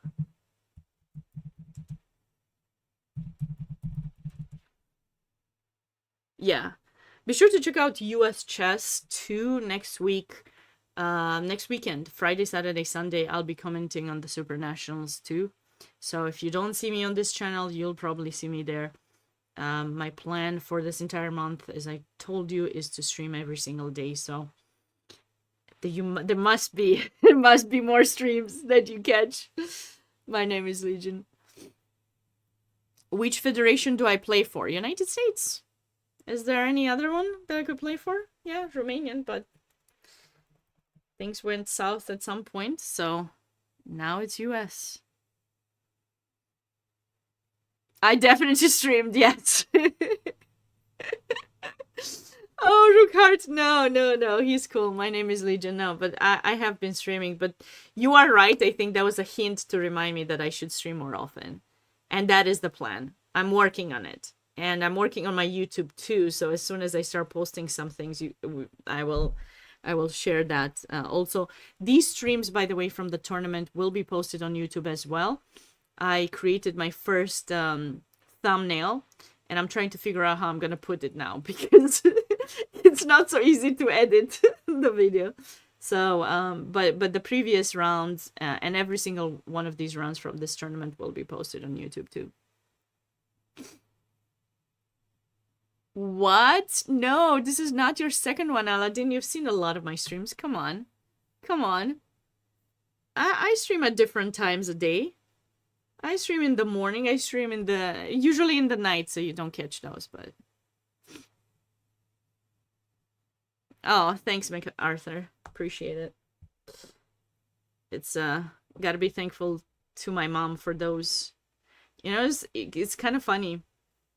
Because, in my family, my grandparents had both brown eyes, and my mom had blue eyes, and I guess I got her gene, the blue eye somehow. It was very interesting. No, actually, my grandma kind of has greenish brown. I don't know how it's called. Not hazel, no. It's kind of interesting how genes work. Bishop b4 now. Bishop b4. I like bishop b4, but what about something related to your queen or rook? Can I go rook e2 in between and then I take your rook? I don't know. Few people have blue eyes, really? Because I know a lot of people have blue eyes.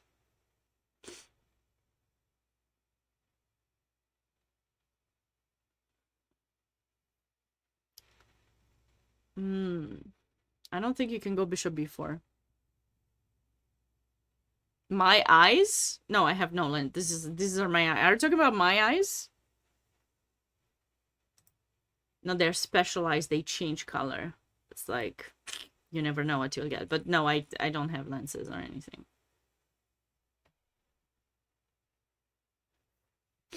Perfect eyesight is better than blue eyes. Okay, okay. Not letting me get a compliment there, thanks.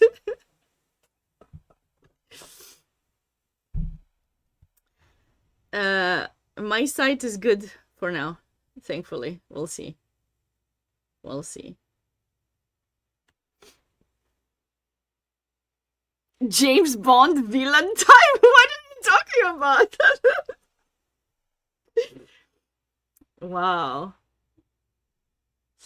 Wow. Okay.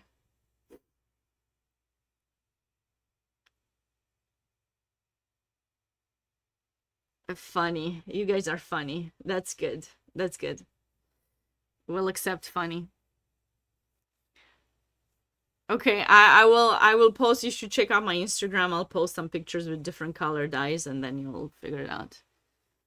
I want to play knight h6, maybe bishop takes g5. Hi, Sebas. Knight h6. Yes, you do want... Well, if you want to take here, might as well just put the knight in e7 because it goes towards a better square.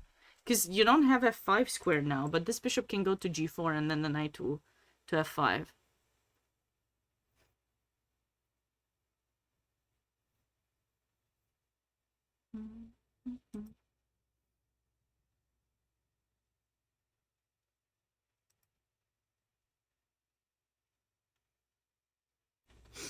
Are there any openings where queen takes b2 just isn't a mistake most of the time? Yeah, I think there is that fancy what is it? It's something in the some Budapest or some gambit where you go queen b4 something, they play bishop b2, bishop d2, you take in b2, they go bishop c3, then there's bishop b4, and if they and then that's pinned. Yeah, poisoned pawn in the knight door for sure, and some others, but no, here there's nothing wrong with the queen. You just can't play bishop b4, but that doesn't mean that there's something wrong. You know? I mean, I don't know. Yeah, you can take that pawn occasionally. There's, you know, it's a pawn. You gotta consider taking it, but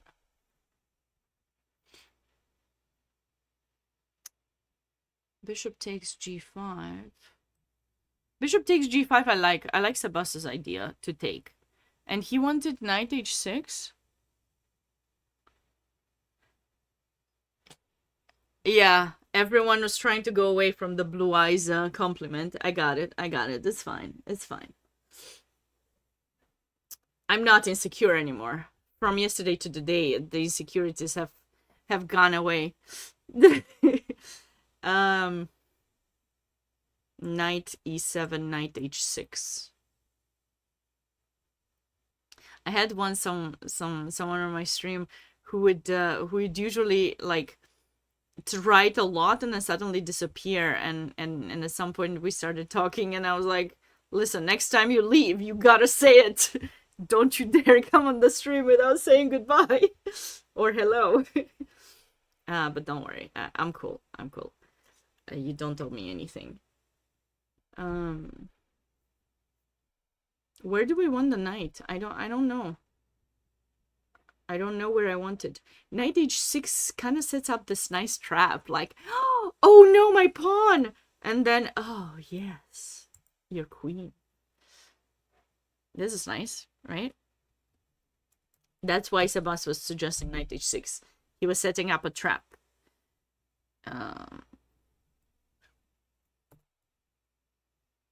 So obviously we cannot take. We need to do something. You see, black is still up the pawn. Rook-heart. I mean, it's still, the pawn is up. It's there and it's up.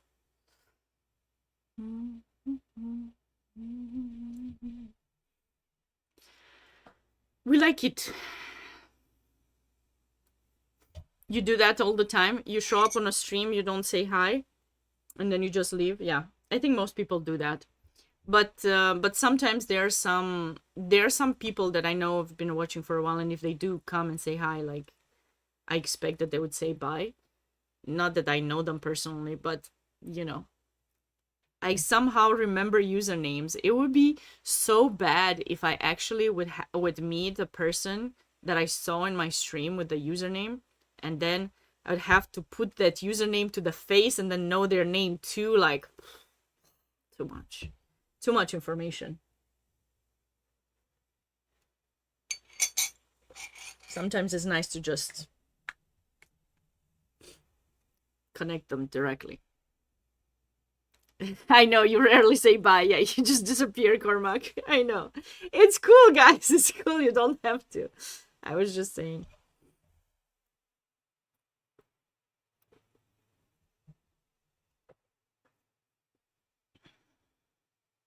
Though I tend to be quite demanding. So, I don't know. I have a lot of expectations.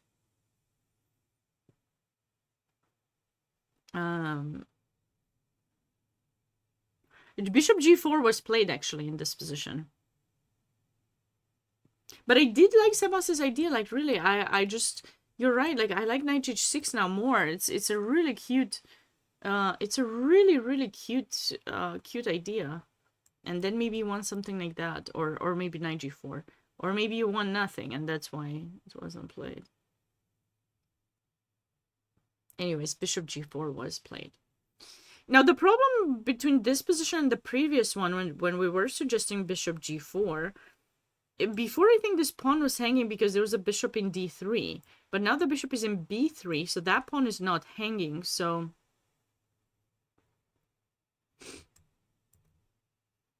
Lichess's fault. We like Lichess. We like all websites. I like all webs. I have no problem with any website. What I like is that what I believe is that there should be some competition between different sites where people play, or do chess, because I think when there's just one, they get lazy. They don't try to come up with new things. So I do love to see competition between, although I don't know how much competition there is between those two sites, big sites, but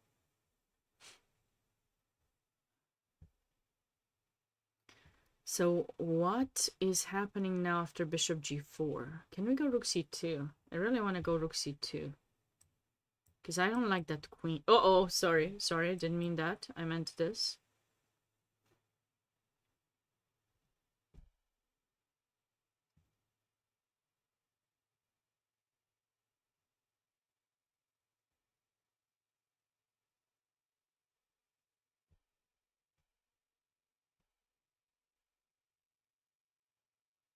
Because at least, and now we have to figure out how to protect this because they're threatening to take and take.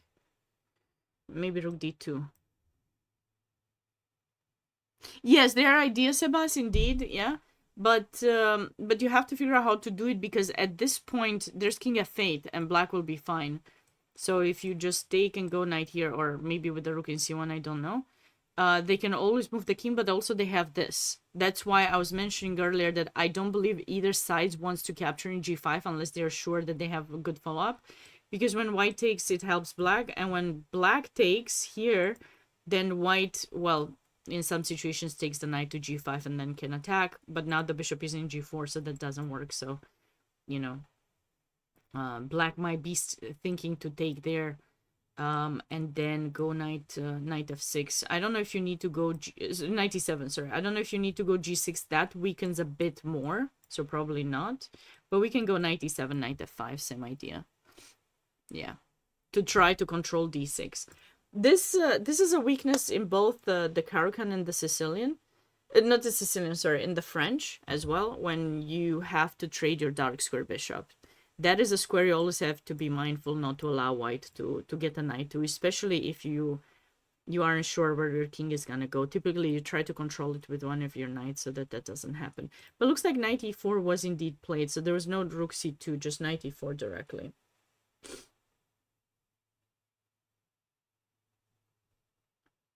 And now probably... Now, actually, I like this much better. You know why? Knight e4, rook c3? Why is it sneaky? Because you want bishop c1? It still still does not trap the queen yet, but then you need a couple more moves. You need queen e2, bishop e2. It takes a while. But yeah, nice idea there, for sure. This is an interesting position. Ooh, we like white here. We like white a lot. Like, a lot. Rook b8. He's setting up a trap. If you take, he takes or something. But, like, you don't need to take. You can just go b5, right? Or actually, what about this pawn? But b5 looks so crushing. Positional, like, if you go there, your knight is out of play. And now we can focus on something here. Something. I don't know what, but something. Do we go h4, h5? Or do we go f5 directly? I like h4, h5. Is castling bad for black in that position? In the Caro? No, it's fine. In the Caro is fine. Okay, let's catch back. Oh my god. Wait. Whoa. Remember this game where white did not go for d4 in the Scandi? They only went for d3, but then they started marching. Okay. Okay, I did like this. What? Queen there? Ah, to take the pawn in g5. But no, what about the c6? What about the knight? Can I take it? Like, just take it. Take it.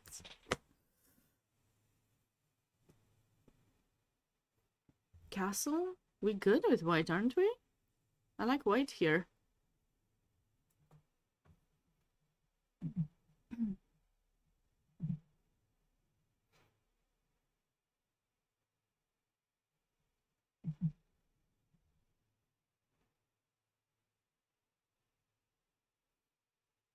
Queen f3, right? What is this knight doing there? It's just sad. It's a sad knight. He played bishop d5. He wants queen f3 and double attack, okay? Knight d4. Yeah. No, I don't like bishop d5. It's like a waste of time. So this is a position where white needs to get some initiative because black's pieces are completely misplaced. This queen moved like 3 times. The rook is doing nothing in h4. The knight is underdeveloped. The king is in the center. If you're going to play slowly this position, then you have a problem. This is one of those positions where you got to take your time. Like, look at this. So in this position, in order to make the move bishop d5, black literally thought for, yeah, he thought for some time. Not enough. Not enough time. When you're unfamiliar with the position and your opponent's placed like this, you really need to be mindful of what you're gonna get. Okay, he went for a pawn like this, but rook b8. Rook b8, bishop c6, king f8 is fine. Yeah, I don't think white will be able to attack. He's probably happy to be up a pawn, but how do you cover this? Because we'll have bishop b4 coming. I think black has a lot of compensation here, somehow. Because he won't stay with the material down, and now that king seems safer than this, because with this one you can castle here, and you won't be able to castle long. Yeah, suddenly I like black, so probably this was a blunder. Bishop d5 is just kind of slow. Kind of a slow move.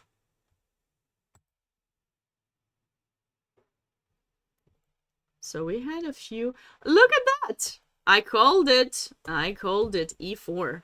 I knew e4 is going to happen at some point for black. I wasn't sure when, but this is a move you want to make because you're sacking a pawn, but you're opening up your killer bishop, that the most important piece in King's Indian style positions, and you're getting an outpost in e5. So this gives black a pretty good play.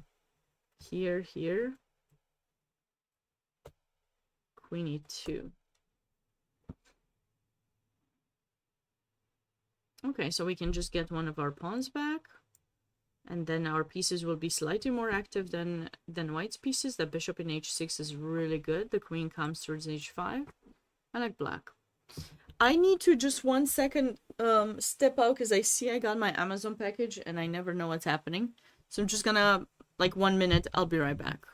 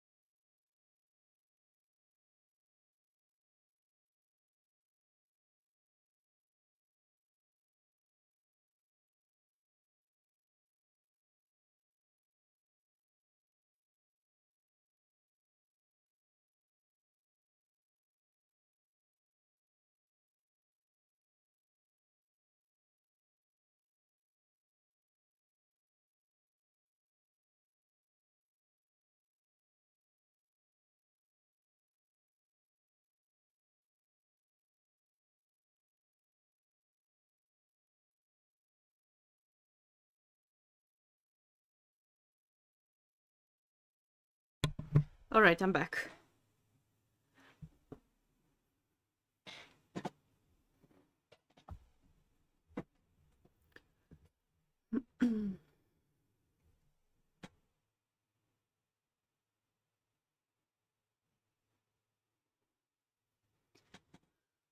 Queen h4 was played.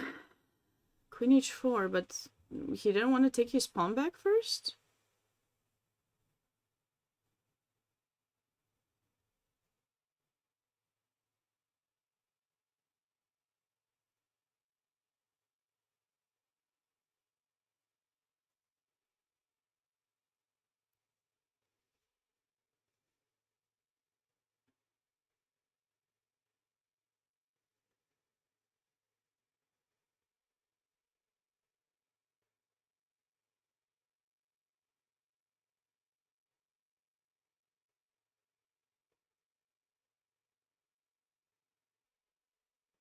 Why he didn't want to take his, why didn't he want to take his pawn back first?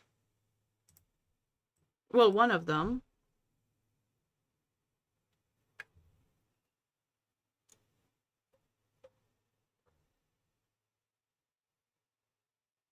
I don't know what is his threat here, knight g4, but this is easily defended.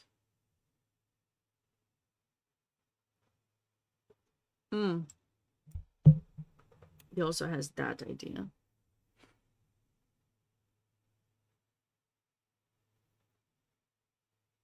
What shall we do here?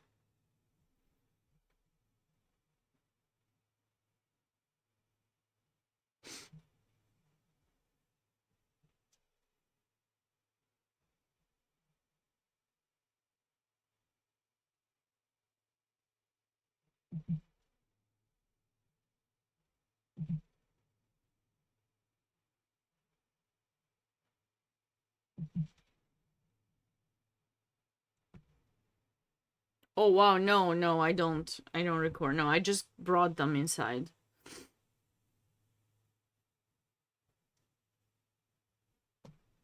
Maybe I should.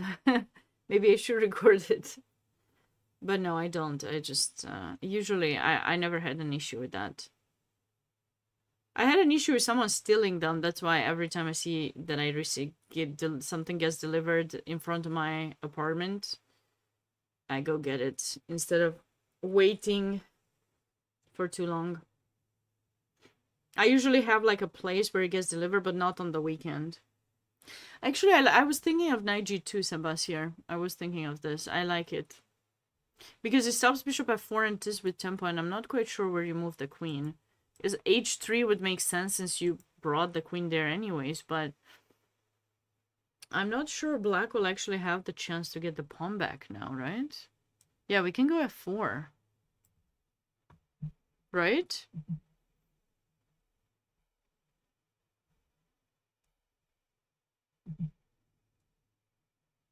So if we go f4 here, this would be nice, no?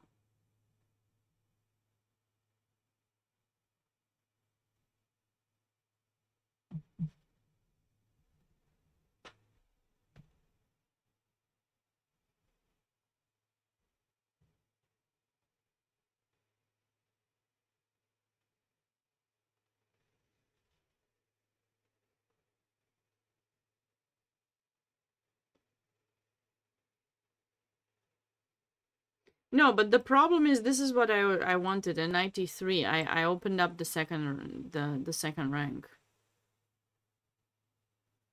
Yeah, this is the issue. That's why I think they should have taken. Now I'm not even sure black has to take, and there's rook f3. This is the fancy thing.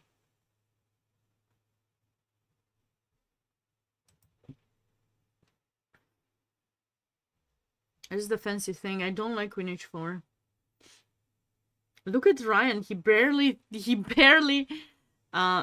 spent any time. This is pretty good for him.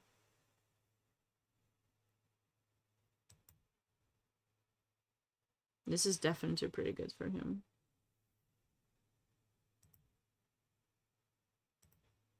Now, if any of you is Ryan on the stream, you'll be like, "What did she? How did she know my name? How did she call me?"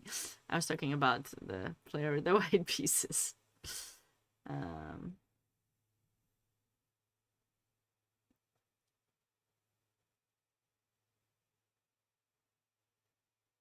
Is he in prep? I don't know. I don't know, Oliver. I can't read people's minds. But thanks for thinking that highly of me. That's appreciated. But no, I don't know. Knight g2. Knight g2 is a great move. This is a great idea. What does the engine think about this move, actually? Let's check. Yeah, one plus 1.1 or 2. Yeah, it said bishop f5 here. Northern Wheel. Hello from USA, PA, Pennsylvania. Hello from Kentucky. I'm in Kentucky. The tournament takes place in Florida. Far away. Yet so close. The internet brings us all together. For online commentary, isn't that awesome?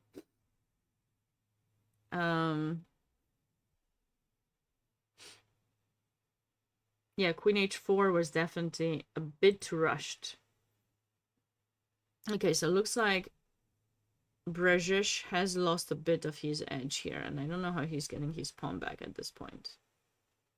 I'm not happy about this position. I'm not. I wonder, could white go h4 and try some attacks?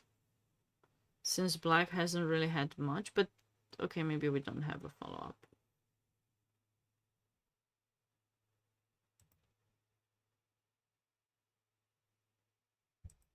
And then lots of things happened since we left this game off.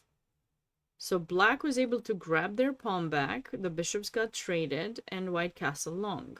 And now it's time to proceed with the development, but black does have more chances to attack white's king than white has to attack black's usually. Rook e1 to protect. Which is better, the knight or the bishop? We like knights. So we're gonna say knights, h4, threatening h5. So the question is, how is black going to react to this king side attack? Is black going to play h5? In which case g6 will be weak and we might have some ideas like this for white. Or is black not going to do anything and allow h5 to be played? h6 is a nice alternative, because if you go h5, then we want to go g5 and close things down. This is usually the way you're closing down a potential attack. Or we can just do nothing and just wait for h5, let them take, and then see how white is going to put extra pressure. What are your choices? It's not so easy to actually come up with an attacking plan for black either, because this bishop may not be as bad as it protects and the queen c5. Okay. Ah, maybe he wants rook f2. Fancy. Fancy idea here by black. So he allowed h5. He's probably planning on responding with rook f2 anyways. You got nothing there. You go queen d1 or something. Ah, but queen d1. Can I do this? Yeah, I think so. You can go rook d2, rook e2.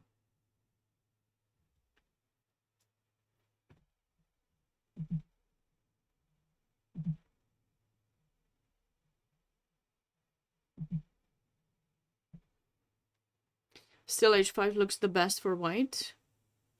Yeah, h5 does look pretty good for white for sure. I mean, that was the plan of h4 for sure.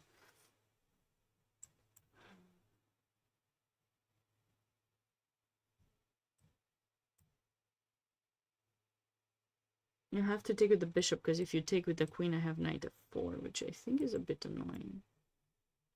Take with the bishop.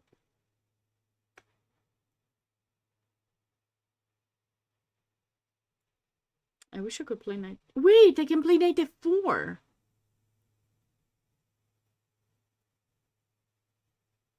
Yeah, I can play knight f4. Fancy. This is fancy. This is the idea. I don't know if I'm succeeding too much. You go somewhere, bam. This is cute. Cutie. But okay, maybe it's not forcing. I just thought it was a cute idea. Takes. Maybe, like, after queen takes f2, you don't need to take the queen and fall for that. Can definitely come up with something better.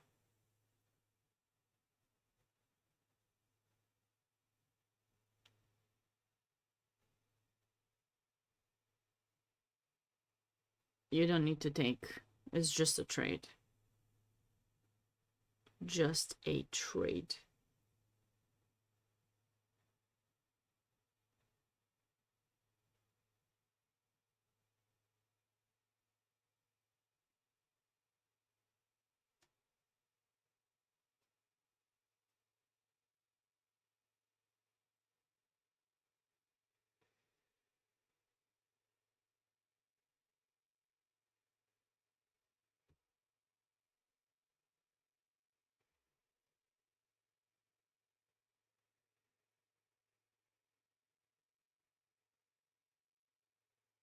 What happens now?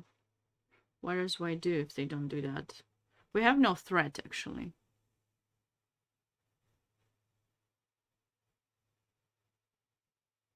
Okay, we can take.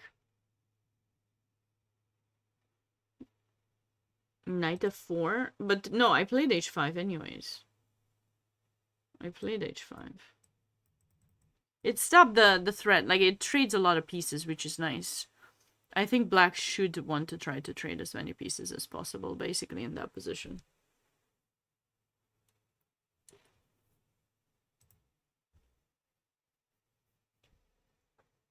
So this is a nice nice idea here. With the rook in f4, we're keeping that attack, so rook f1 probably doesn't work because we just take it.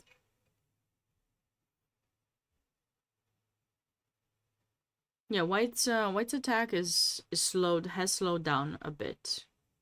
Just a tiny bit. Ooh, wait. How did we get from that position?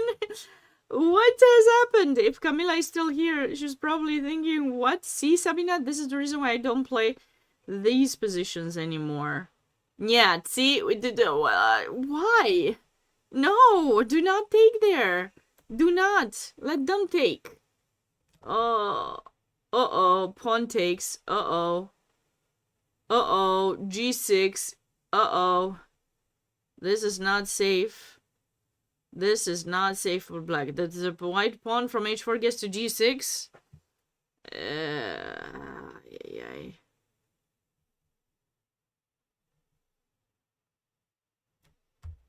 All we need is a knight in g6. Bam, bam. So just move the queen and something, maybe.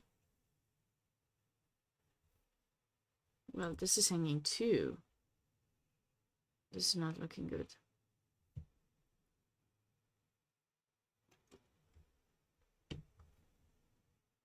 Black's position was just fine. What did we say here? I think Seba suggested some knight h6. Was it takes and knight h6, or how was it? Takes, and knight h6. I think this was the line Seba suggested, and it was pretty good. I liked it. So in this position is different because the knight, with the bishop in f5, the knight doesn't get to d6. If it goes to e4, you can just take it. Okay, bishop g4 allowed knight e4. Okay, we knew that, but it still shouldn't be bad. I thought the reason bishop g4 was played was to get the knight out. Maybe black was worried about bishop takes e7, but you know, you shouldn't be that worried here because white's queen does not have an easy reach to black's king, and it's fine to castle by foot, I think it's called. You can try to do something like that, or rook e8, king f8 as an alternative, and you hide over there. You should be fine. No, the current position does not look very safe for black. So if we take the pawn, let's just look at this one first and see how is white going to...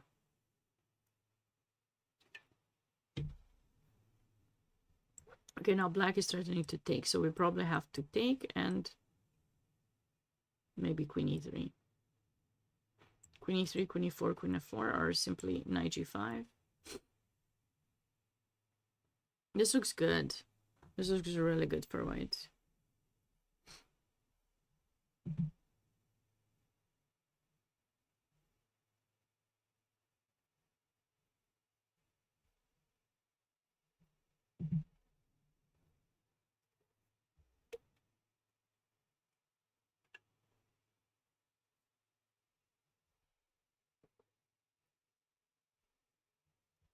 You can't even take in f3. The queen is out of play now. Yeah. Oh, we have a result. Oh, wow. This is finished. Black decided to resign. Okay, I didn't think it was really that over. But do you guys remember this game? So this was that Sicilian, that Rosolimo Sicilian, where white ended up playing d4 and after d6 did not go for the space, which surprised all of us in a way. I was so puzzled that I couldn't even mention it. Someone in the chat brought it up, like, why not d5? I think it was Camila. Like, yeah, why not d5? I don't know. So white decided to go for this more like equalish pawn structure, but it makes things much easier for black because white hasn't had the chance to play a4 yet. Black could have played b5, bishop b7, c4. That pawn structure is really great. It's also given ideas bringing the knight to c5 and coming towards the outpost that's left by playing c6. And instead, black kind of delayed all of this, which allowed white to really fully regroup. And somehow white just got the initiative. Knight c4 with tempo. Knight takes e5, knight takes e5, f4 with tempo. He never got the chance to play f5, but it was coming up. Development with tempo. Queen f2 with tempo. He had to play b6. And now he played b4, which I really liked. And now for some reason, like, black played rook b8, which allowed the capturing of either the pawn in c5 or the pawn in a6. But white said, no, I don't want any of your pawns. I'm just going to go b5. And now after pawn takes, black decided to resign. I think probably he was feeling very uncomfortable about the position. If you go knight a7, f5 maybe, and bishop f4. Maybe f5 anyways. I totally missed this idea completely. f5, bishop f4 wins the exchange, and black decided to resign. This was kind of fast. Kind of unexpected. You got to be mindful about your piece placement, and when you have the chance to get the space, please go for it. I mean, space is huge in chess. It's the dominating factor. When you can get it, things don't go down as much when you have space as they do when you don't. Oh wow, not much has happened in this game since we left off. After rook b8, white is taking some time, but I really think in this position, and I actually do want to check it with the engine now. I turned it on. Okay, what does it say here? There was that moment where I wanted bishop c6. Here I want to see. Yeah, +1. It said +1.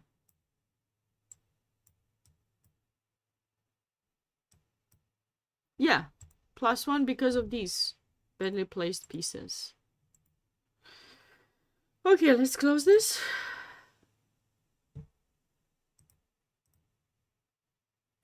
Okay, now I think this kind of has to happen, and then I don't know.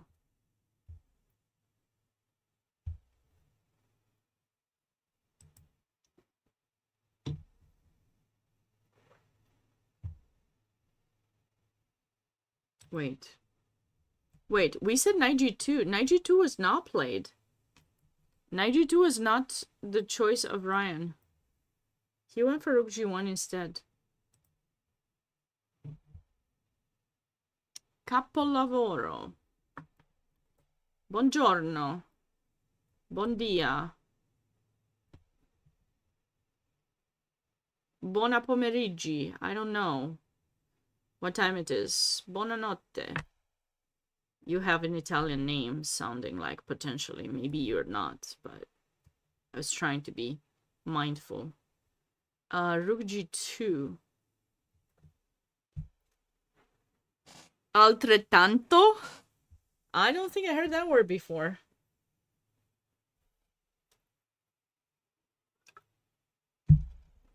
Rook g2.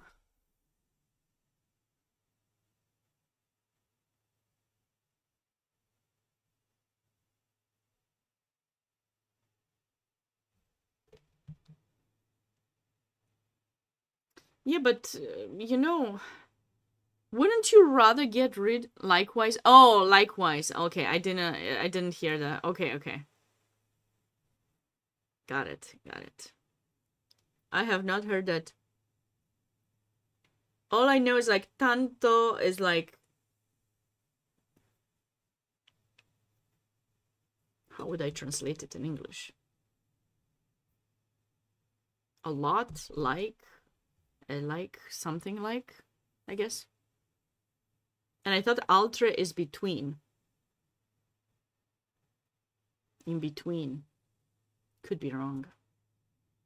I guess it depends how you use it in a sentence.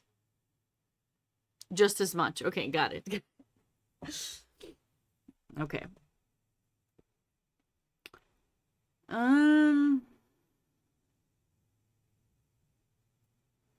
No, I don't like these. I do not like these.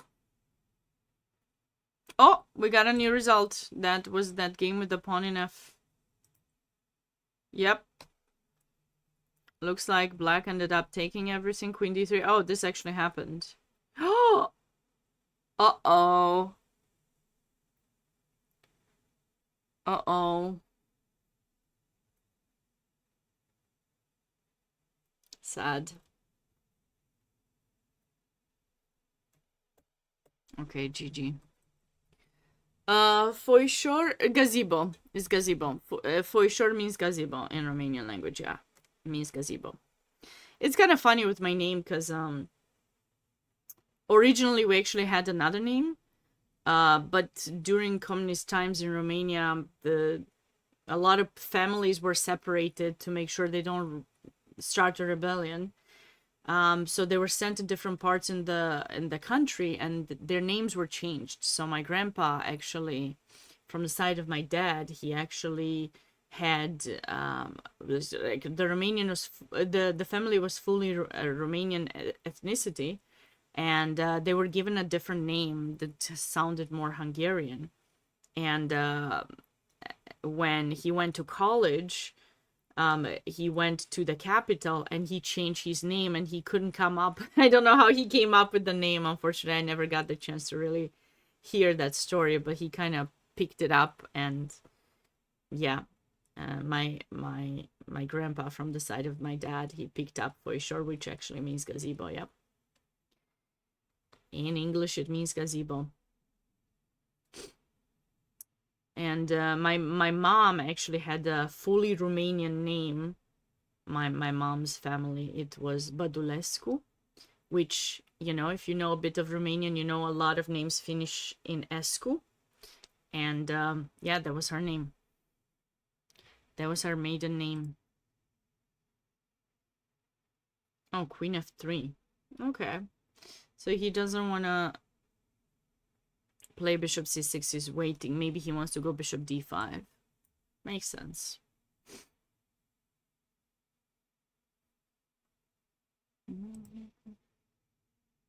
Okay, black has finally taken the pawn. So we could have had this position basically here, kind of. But I mean, I don't know if... Yeah, sorry, rook takes, and... Because now rook g1 doesn't quite make as much sense, I think. I probably f4 would have made sense here. Right? Because if you go knight g6, then we're happy to... We're happy to get into this endgame because we are up a pawn.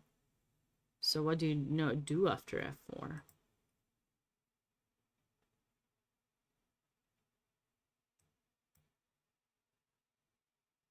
Yeah, actually, why did I give up the pawn? Gosh.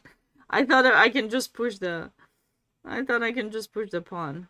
Okay, I guess knight g2. White would have played knight g2. It kind of... To play f4. Yeah, sorry. And a subsequent h4. But now, how do we feel about this position?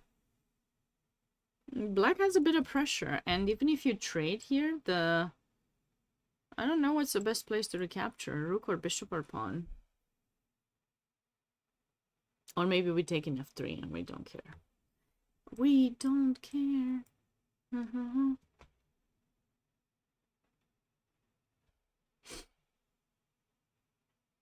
And bam. And then bam. Looks nice. Looks nice.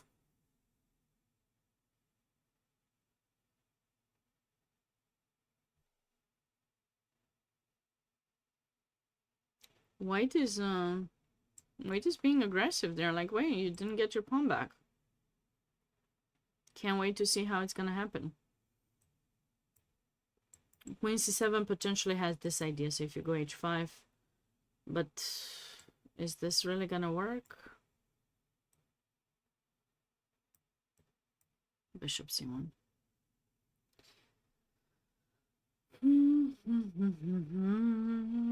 This looks safe. Oh! Check this out! It happened! I called it! I called it! Knight f4. Wow. Okay. I am Zlotnikov has found knight f4. That was a really nice idea. To kind of use a bit of tactics, a little bit of this, a little bit of that. Queen f2. Yeah, now you definitely cannot take the queen, so you need to come up with something different. But if black manages to trade queens, this endgame has big chances to finish in a draw, for sure. Definitely, maybe. Did you guys ever see the movie Definitely Maybe? I like that movie. It's a good one. Romantic. My kind of movies.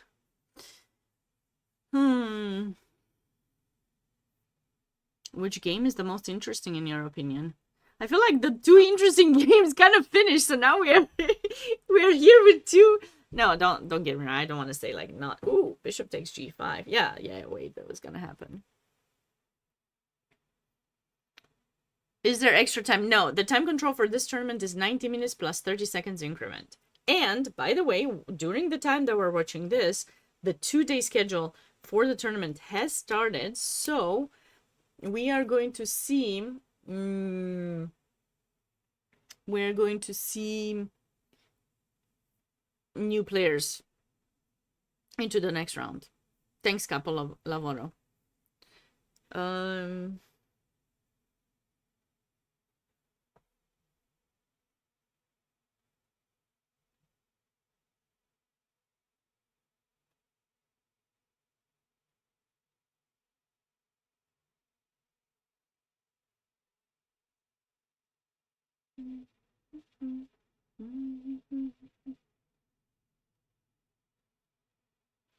So what do we do here with white is the question.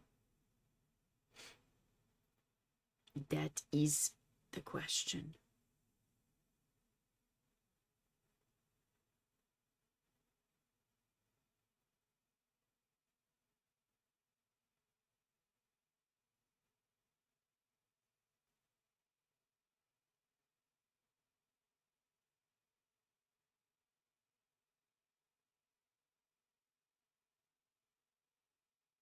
Did FIDE increase rating for unrated players. I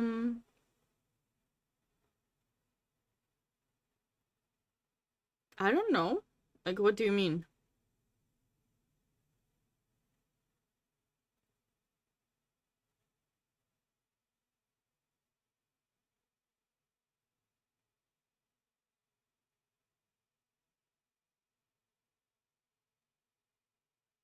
What do you mean if they increase the rating? Is it 1500 now? Maybe? I do not know. I thought it was 12. But I don't know.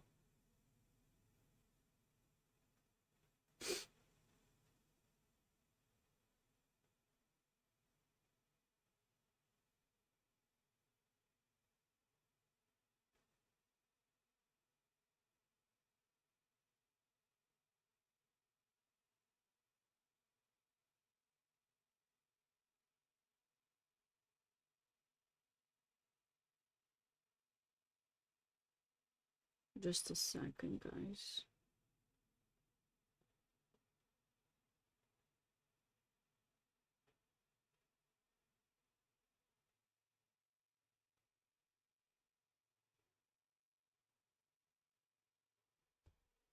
Do I call the moves? Oh, it started from 1,000? I don't even know. I don't know anymore when the rating starts. All I remember is that when I got my rating, it started at 2,000. When my parents got their rating, it started at 2,200.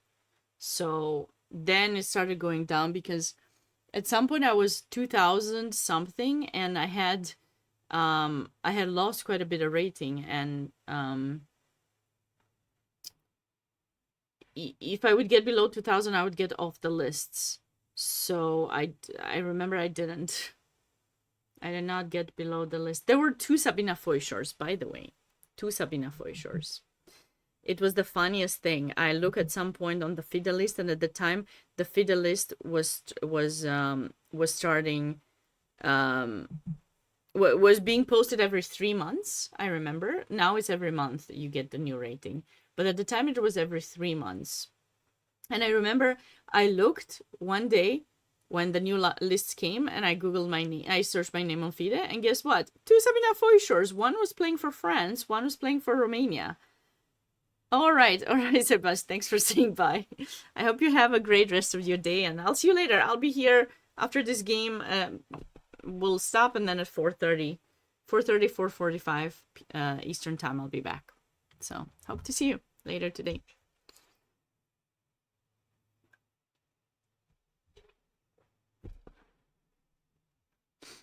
But yeah, it was kind of funny so to see, and everyone was asking me like, how come there's one playing for France? Is there another Sabina Foisor? Do you have a twin? No, this is me. I was very fancy. I had two ratings. One of them was going up, the other one was losing the ratings. So we had to email FIDE and tell them, you made a mistake. I know I'm playing in France a lot, but you know. Oh, that's great to hear, Sebas. I appreciate you. Thanks. And basically they did the average, and they said, okay, you're not gonna lose, you're not gonna get off the list because one of them was about to get off the list. We're gonna make some kind of average, and you will keep your rating. And after that, I worked really hard to make sure I gained rating so that I would never was in the point where they would take my rating away. Multiple personality syndrome. You know what? Maybe I do have that because, I can go from happy to sad in 5 seconds. I can go from like liking you to not liking you in 5 seconds or 1 second. That's all it takes. Some of my friends know. You mess up with me, you get on my dark list, you're gone forever. I don't know why I'm like that. I should see life gray too, not just black and white. But that is me. A bit. It's the Romanian blood, the Romanian blood. We say that we have this Dacian blood. Dacians and Thracians were the ancestors of Romanian nowadays, and they had this fighting spirit, and then Romans conquered Dacia, and then they at some point, it all mixed up. Okay, after that was in 100, in the year 100 something. And so I have this, very boiling blood or something like that. Dacia, yeah. It's Renault, yeah. No, but Dacia was actually, I think Americans call it Dacians or Dacia, I don't know. Was a country in the 100 years, like during like this era, like 100 something. And before that it was Thracians. So like the population, they were like great fighters, and they were able to survive the Roman empires conquering them for quite some time, actually, until unfortunately at some point they lost the battle. And once they did, those we but anyways, we got two big fighters as our ancestors. And we tend to say that we are, very decisive, very like big fighters on things typically. So yeah.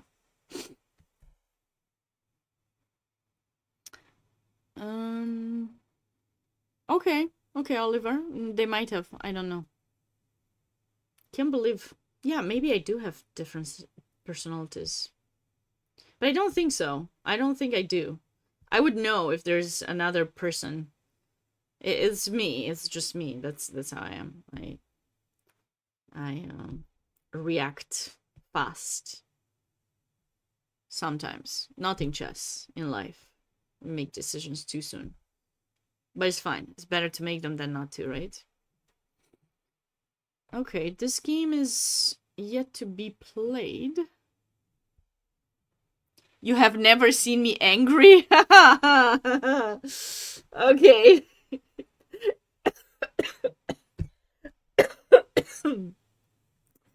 Then you are one of the lucky ones then. I can get very mad. It depends. If I lose a game, on stream I've been better. I don't show it as much. In real life you would see it much better. And yeah, I usually show it to the people closest to me, unfortunately. They're the ones suffering the most. My madness. I throw pieces? No, I do not throw pieces. No, that is not me. You're confusing me with someone else. I don't throw pieces. I also don't punch walls, so no wall punches or piece throwing. Or hitting anyone. Those things are not happening by me.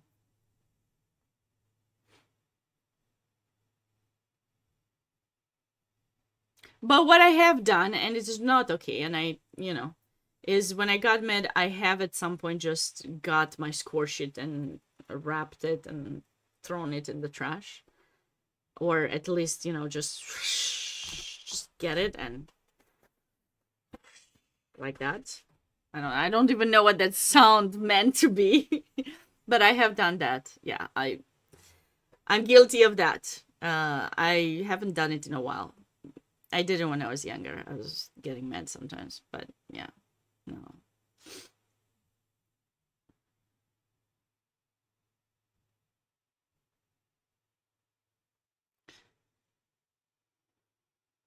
This position looks kind of... Despite the extra pawn, I think black has plenty of compensation with the pressure here. So if the queens get traded, that might... Ah, looks like queen e5 was played indeed after queen c7 here. Queen c7, queen c4, queen e5, bishop c1. Okay, but why did white not try to trade queens? I think maybe now this will happen. Oh my god, that's a bit too much. No, I would not do stuff like that. My being upset does not react like that. When I get upset, what I do, if there's someone close to me, I usually Um, I have had this tendency in the past to blame them for my loss, which is terrible. It's only my fault if I lose, nobody else's. Nobody else has made the silly decisions that I have made in my game. It's just me. But you want to blame something or someone. And yeah, no. And you should definitely not. You should not do silly, naughty things.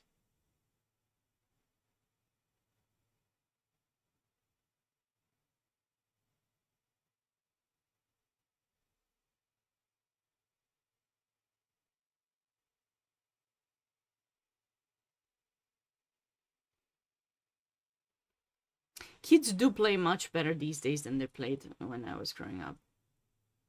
They have access to so much information, and if they use their time right to focus on something that they like, they can certainly learn it and get much better at it than many of us did growing up, because we did not have as many opportunities. Like, I remember growing up, my parents would often tell me that they needed to wait months until a specific like chess book was being published. It was usually The Informant, and whenever they could get their hands on it, because also it wasn't cheap and they couldn't afford to get it, it would take months. Now some tournament is played, the games are live, you can watch them on Lichess, you can watch them on other websites, chess.com. Just go watch, you're there. It's being broadcasted immediately. Someone writes an article on it. You can get your tweaks, add the tweaks in your databases, go study, learn, improve. You won't make that same mistake again. You have the engine to analyze with, to get your openings ready. So if you manage to do all those things in time, you're on the right path to success. Just need to put in the time for things you want to get better at. Bishop f1, queen takes d2 seems like the move to be played, because now, of course, we're threatening to take the queen. You can choose to keep the queen on the board, but I don't know if we want to put it in g3. I would rather trade. I don't want any attack on my king. So I think we can definitely go for this endgame. And now we got to figure out a way to reach that pawn. g3 may be a bit annoying now, because if you go back, then this. If you go to h5, maybe some... I don't know what. So maybe we can just go back. Have I spent more than 20,000 hours studying chess? Man, I don't know. I haven't calculated the amount of hours I spent on chess. Do you mean training chess or chess in general? Because chess in general, definitely, probably. I don't know. 20,000 seems like a huge number. But maybe it's not that huge. I don't know.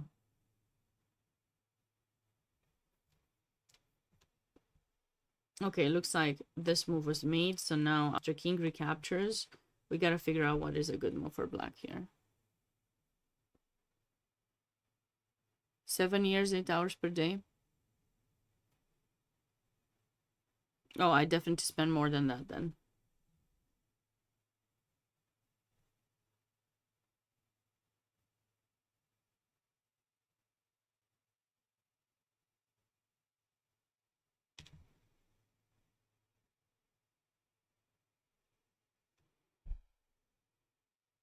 When I was a kid, so I learned to play chess when I was about 4 years old.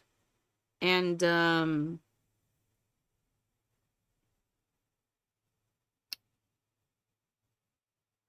from first or second grade, I remember I was spending at least 5-6 hours chess a day doing different things like end games, playing, analyzing my games, reading some books, working with my parents on things.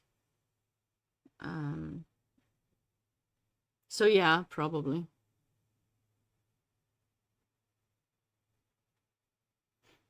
Did I see Rose got accused by Hikaru? What? No, why? Really? I don't keep up with these allegations.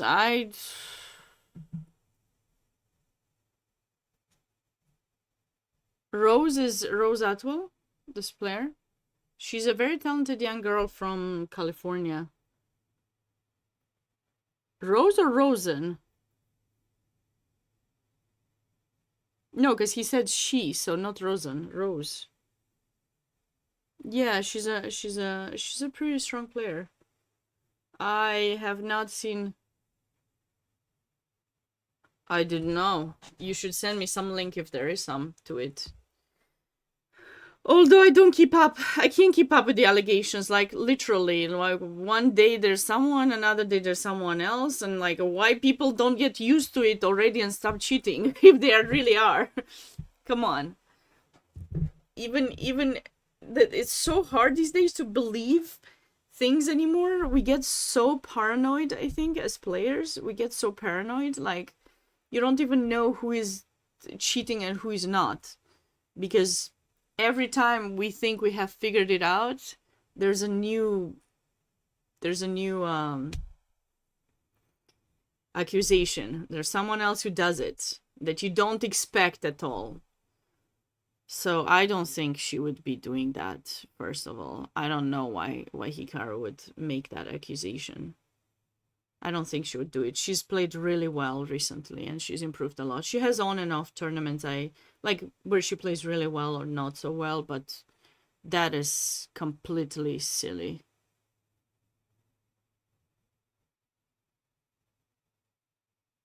How is this guy an IM in 2070?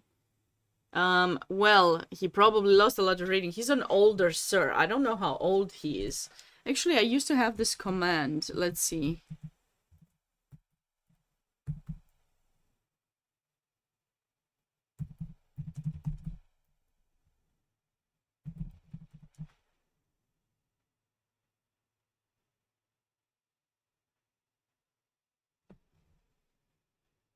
No.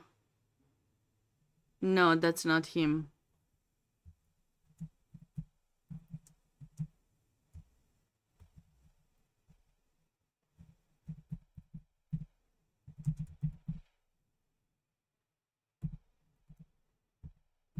I know. I'm trying to fix it. Okay, see? He was born in 49.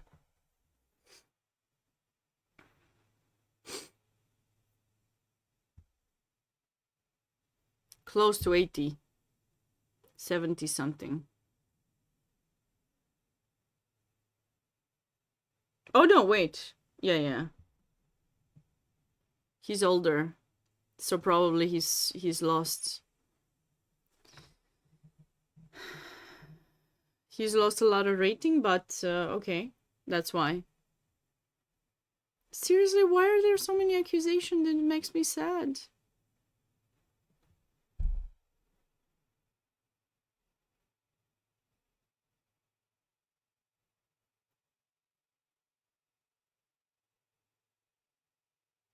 Wait, why did I say? So he's 70, right? Over 70. Which year was he born in? 49, yeah.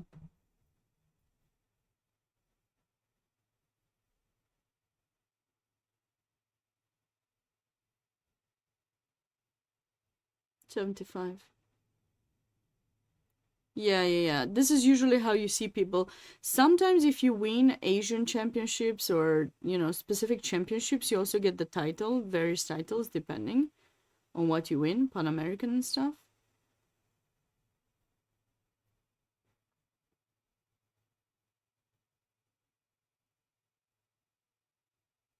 I hope I live that long. Sometimes I'm scared. I won't live too long. But I'm sure I'll always be playing chess or doing something with chess. It's kind of hard. The oldest player in our club was born in 1926. Oi, oi, oi.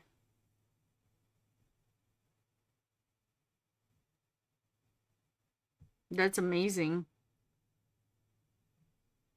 Almost 100, 99 years old. Cesar? Caesar. It's Cesar.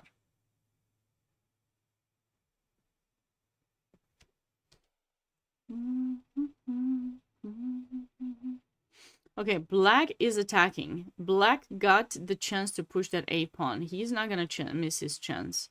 He actually has done much better with the time today than he did yesterday. Wait. What happened? I thought this was kind of balanced.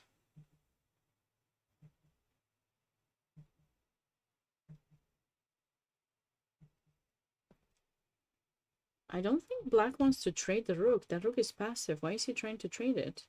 That will help white bring the king closer to the center.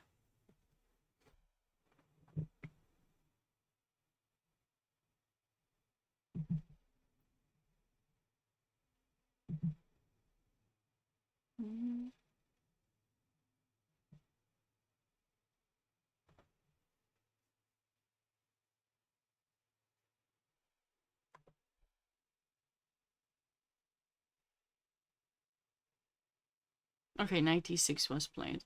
This game is, unless black blunders, is very likely to go for a draw. Black has some chances now here if once the capture happens, there will be various mates on a1 being ready. Or maybe they try to double on the a file and then try to capture. I think it's gonna be difficult for black. I don't believe this trade is in their favor. The only thing this is in their favor if white takes, okay? Because then this pawn will be falling. And if you play knight g3, then this is hanging. But if white prepares that, like let's just say b3, for example, just make sure all these pawns are protected, then I believe we can trade, because then we can just play knight g3, bring the king, prepare f4. White's simply improving the position. And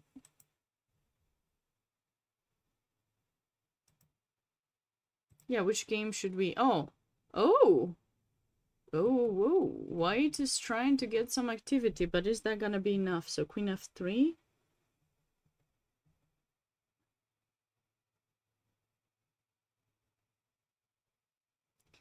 Okay, so basically if you take here, which seems like the move to do, that's why probably white put the knight in b5 to try to take. I think...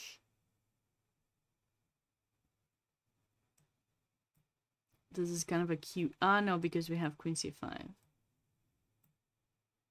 But still, your pieces are kind of hanging here. So you can't even do that. Okay, he gave this check. Okay, what do we put in front? Knight? Oops. The knight or the bishop? I'll put the knight. We need that knight to be improved, right?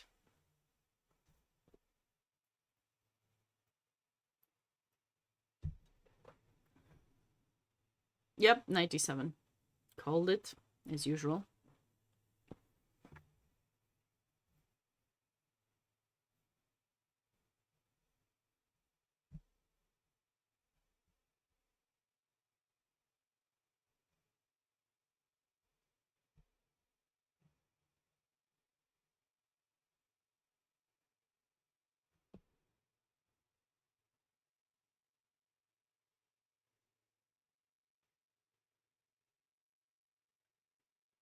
I still cannot believe this. Rukhard, just send me the link where that thing happened.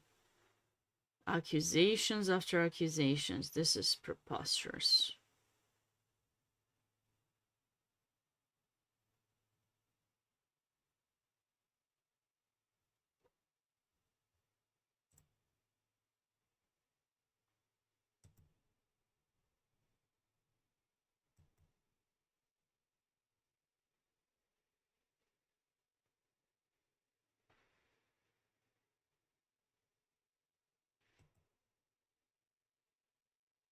Okay, bishop g7, right? Just go back. Yeah, 99 years old is amazing.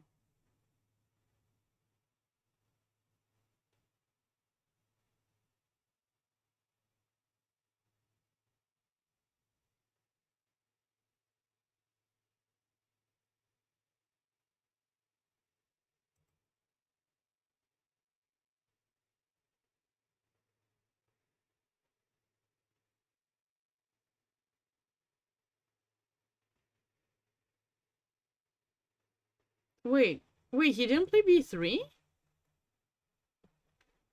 Wait, what? Why? Why? Why is he in a rush? Oh, he's playing... Okay. This is something very interesting. Okay, this is something we can learn from.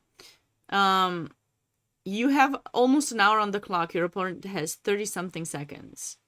What do you do? Do you try to find the best moves in the position? Or do you play fast, hoping that they'll blunder? You know what's the correct answer? I want to see it in the chat. Can you please type it? You got an hour almost. Your opponent has 30 seconds. It is a 30-second increment game.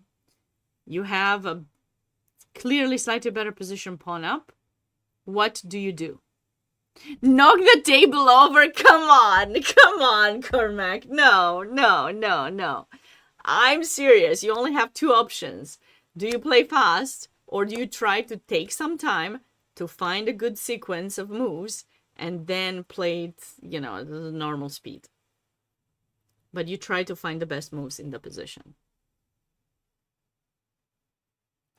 Long, hopefully tactical sequence that requires deep calculation that your opponent has as many chances to go wrong. So take 20 minutes, find the sequence, that play fast. Okay, all right, sure. Play fast and make mistakes. No. So you do need to spend a bit of time to figure out what you're going to do. And then, yes, you want the general to play faster, but not fast enough that if you haven't considered a move, you're going to play instantaneously. You have a whole hour. They have 30 seconds. I mean, only thinking that they might need to go to the bathroom, you can stay there for an hour. No, that would be rude. But I've seen people do that. When I was a kid, I used to enter time trouble a lot. And trust me, my opponents were taking their time. No bathroom for me. But you have to take your time. If you force things, those are things that are easy to see for someone who doesn't have time, because that's the only move that they have. So the only way you're going to make a forcing move is if that you see that at the end you're actually having the advantage. Otherwise, please don't make it. Just stare at them with your clock ticking. No, with their clock ticking. Yeah, I have a student who was lacking some confidence, and I told her, listen, next time a player looks at you in your eyes, you know, just gives you the stare, what you do is you make a move, you play it, and then you just stare at them right back, just like that. And just sit there and look at them until they drop their eyes on the position. If they don't, well, just keep staring at them until... I've done that before. I have.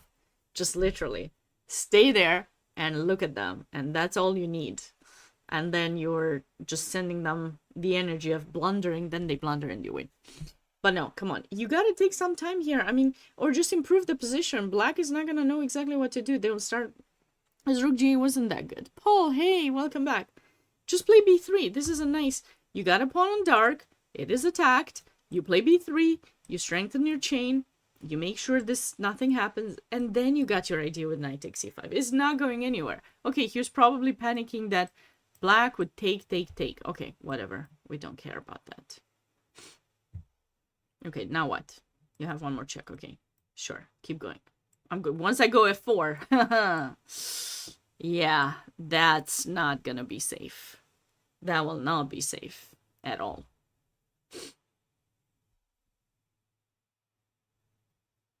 So, yeah. There's that. I don't think there was a need to force things. Now... Wait, why didn't... Okay, maybe he still has a better position. I don't know. But he's playing too fast, in my opinion. And maybe he will still win.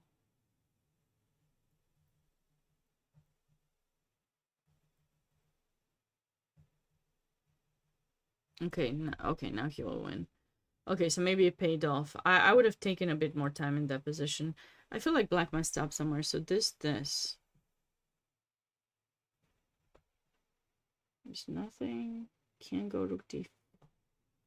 So if I go here, it's probably bad, huh? Because you take and here maybe. Yeah, you'll have to go back, block it, and then...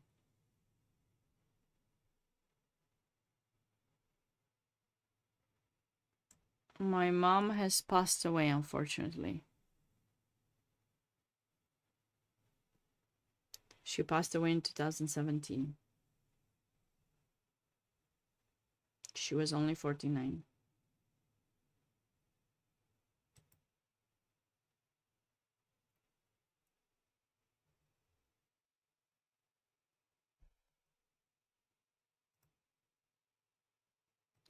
It's okay. No worries.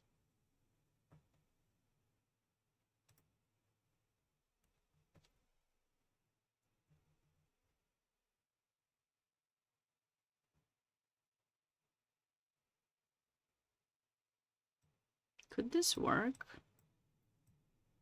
Because if you take, I have this check and then I take.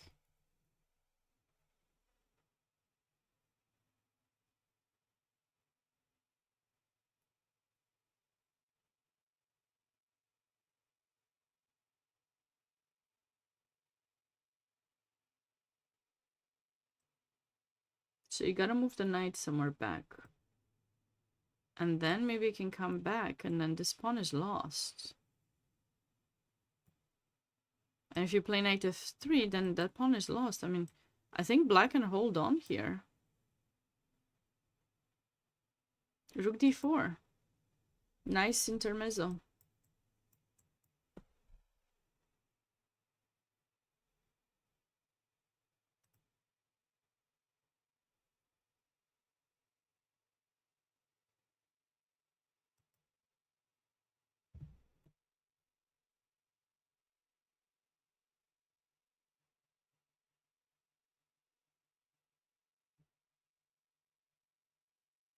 Yeah, this will be what this will be.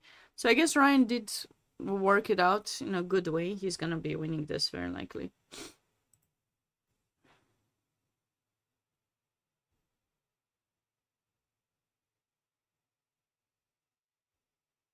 Okay, British has a good position too.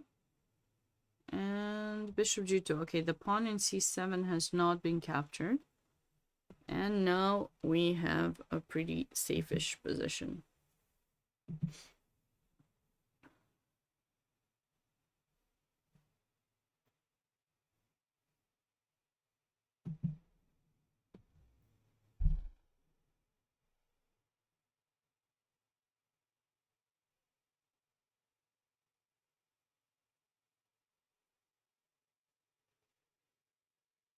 Queen d6 looks nice. You're not gonna take this pawn anytime soon. We want to take. Once we take, we'll do that. Now we'll do that and mate. That will be fun. That will be a fun thing. Well, maybe rook c8 first. You move the queen, then we take, and then the bishop c1. Yeah, I mean, I think white should have tried to trade the queens earlier when they had the chance. So when Oscar had the chance, he should have done it like here somewhere. So he could have played queen d4, right? Just tried to trade. Yeah, this is the problem with this time control. If you stay behind too much, too far behind your opponent, or you spend way too much on your opponent, you will end up getting positions where you're struggling. It's gonna be hard. In this game, yeah, it's just 90 plus 30, no second time control. No second time control. I actually like that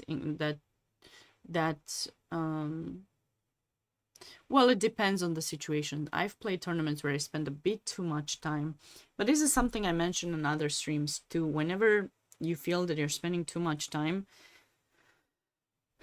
you need to remind yourself what kind of position it is. If it is a dynamic position where you feel calculation is important, please spend more time, of course, to calculate and make the best decision you can and evaluate the resulting position in every line that you can calculate till a certain point, right? At some point it finishes. Just evaluate it and try to make your best decision that you can. But if the position is not dynamic and there's nothing forcing that's happening, just try to look for threats. If the opponent has no threats, try to make what seems the most natural move, and that's going to save you quite a bit of time. It's going to save you a bit of time trouble later too. Yeah, this game looks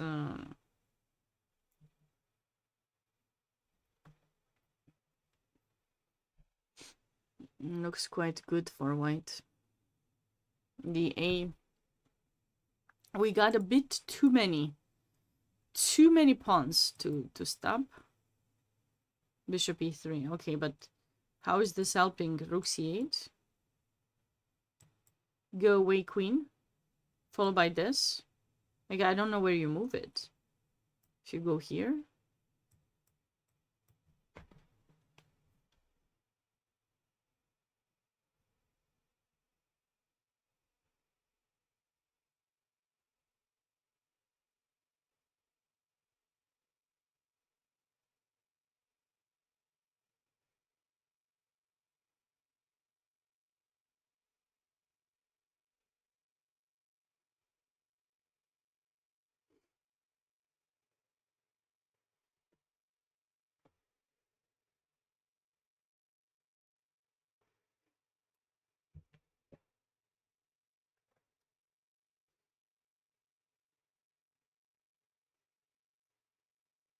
Oh, he played.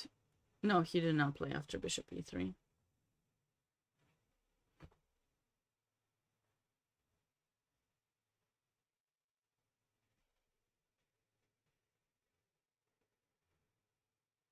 Okay, we would definitely want to make that move, which we don't want to trade queens here, so I need to think of some other way for black to actually.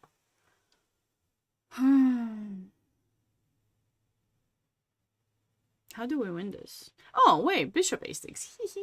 Bishop a6, bishop e5, queen e6, mate. I don't even know how you stop it. This looks very sad. Yeah, well, FIDE doesn't go back. It only goes back to 2000. My dad was close to 2500. I think my mom's peak was 2450 something. She was pretty strong. She was pretty strong. She actually, for a very long time, I think now there's a girl who possibly has more, but she's played in 6 women's world championships and 2 candidate tournaments, which, you know, at the time it was really difficult to qualify for. And she was a #1 female player in the country, in Romania, for 20 years, on and off, like, or at least top 3 for like 20 years, which is amazing. She was amazing. I miss her dearly every day. It's hard to believe that it's been, you know, 8 years since I lost her, like 2017, January 21st. It's always a tough day, but yeah, 14 Olympiads. It's huge.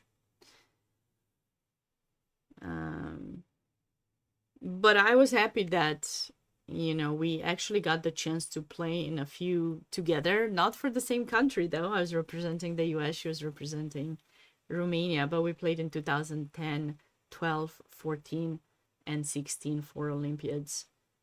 16 was our last Olympiad, and I remember I didn't really play much for the team. For some reason, I guess they didn't really trust me very much that year, or somehow, I don't know. I was kind of sad about it, but at least I had the opportunity to spend more time with my mom. And she had a great Olympiad. She had 6 out of 6, I think, or something like that. She had done great, and then at some point something happened, and she wasn't able to continue. But she had really like a great Olympiad in 2016. That was her last one. She's been playing since 88, with the only one that she didn't play in 2008. It was quite impressive.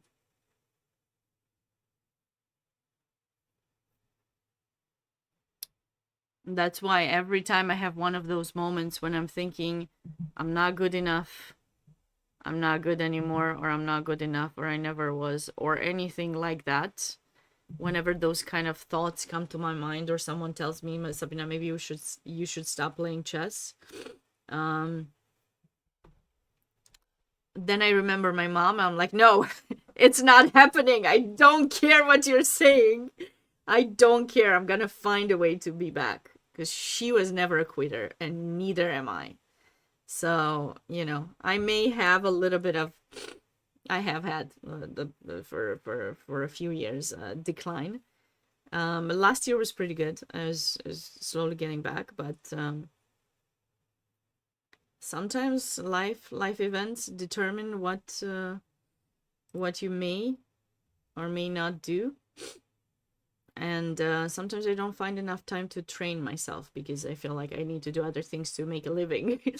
So but I'm working on a good on a better schedule, so that I can actually um, you know find my passion back to playing. Yeah. My sister, you are googling my entire family. My sister stopped playing chess. She occasionally still plays in Foreign. She does not like to be called Mihaela, so I don't have a sister whose name is Mihaela. I don't know what you're talking about. I'm just kidding. Yeah, Veronica. Veronica is what she goes by. That was the name I gave her, by the way. And she became WIM. I think she had one or two WGM norms, but she was into biology very much, and chemistry. She got her PhD in that, and she's a application scientist now, working for company in England. Does not play chess very much. I think she just enjoys what she does much more, and she's super smart and talented. So very, very proud of her. In fact, she does not believe I actually have a job. She thinks I need to rethink my life choices, chess wise. But okay, we'll forgive her for that. She's the cute baby sister, smart one of the two, probably.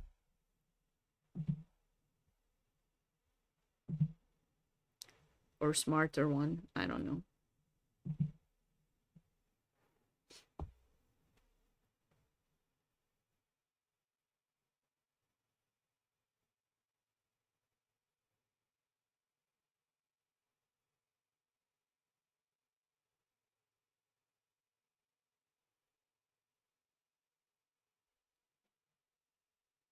I like actually this A3 idea. I really was only thinking of opening up the file, but he actually wants to take in B2 and mate. Basically, like, he's probably thinking to take now. Obviously, he cannot take because of mate. So, oops. So, white's only defense probably to this would be to go C3 or something to grab the pawn.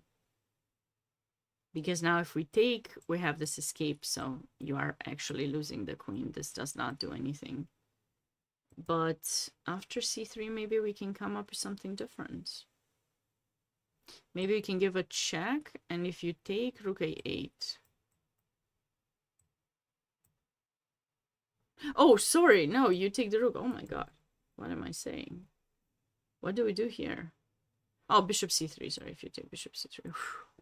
Okay, I panicked there for a second. Okay, this and this. If you take. So I guess you have to go king c2, and now let's see.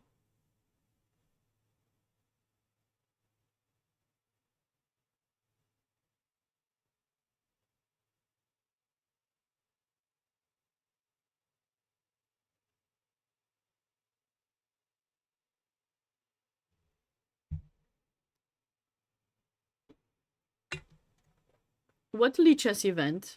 Alright, sounds good. I hope you have a great rest of your day. Maybe I'll see you later. Or tomorrow. I'll be here tomorrow as well. For the last 2 rounds. But there's another round today, so I'll be back today too. Once this ends. Charity event? Oh, okay. I didn't know you guys do any. But sure, I hope it goes well.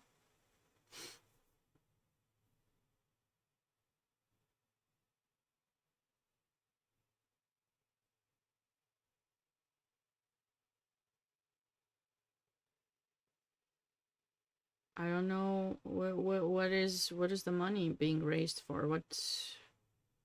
I guess we'll find out later. I'll check. I'll check in my break.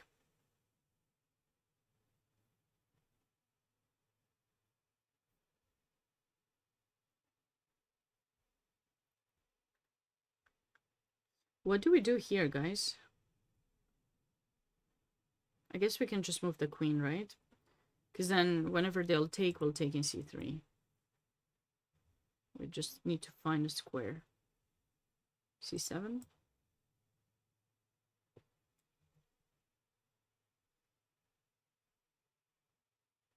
d7.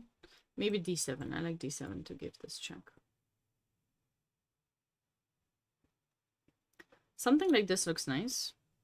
Ryan has won his game. Oof, this is a tough finish there.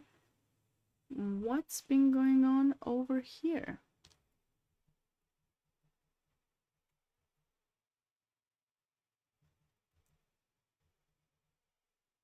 Wow, black does not want to get a draw? Because they repeated only once. He repeated only once. Okay. He's trying to find a way to progress the position, but I'm not sure he can. Even if the knight is slightly better than the bishop, there's no outpost, and there's no easy way to take the e5 pawn. Because, like, normally, of course, you would love to get the king there with the rook in h5 and take it, but, like, that's not happening. This will be hanging.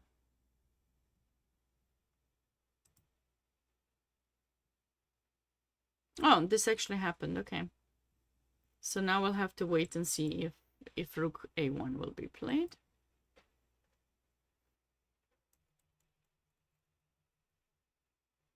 So eventually white did retreat with the bishop. No. This is tough. Trying to force the queen trades because the knight is hanging. But what about queen f2? Isn't this like a free pawn? Did black forget to take any f2? I mean, he can always go here. Oh, because the rook is hanging. Okay, we can just move it. Here or something, right? If you take, we take. I think that could have been possible, but he chose rook f5 instead, chasing the queen.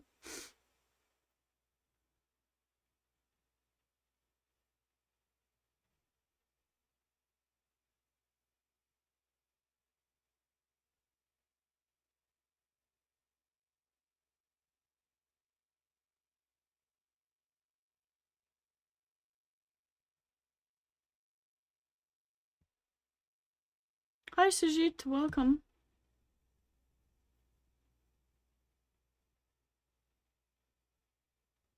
I think if black thinks to take, why can't just castle? Did you think castle was not possible anymore? Yeah, this is like the freestyle castle out of nowhere. Bam. Queen g3.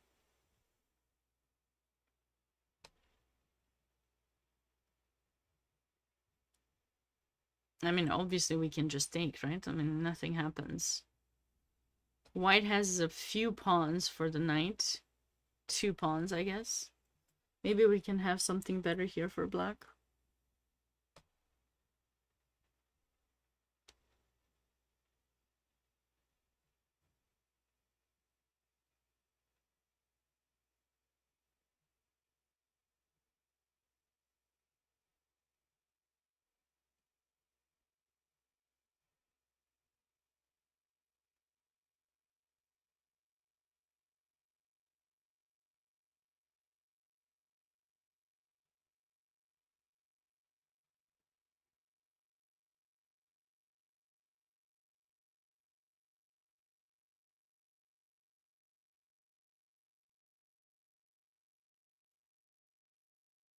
I don't know why. I mean, I feel like if I were black, I would just feel bad for not taking f2. It was a free pawn, really, that he could have taken. Okay, rook a1. We have to see king c2 here. And this was the line I suggested. Queen d7, queen f5. This was kind of nice.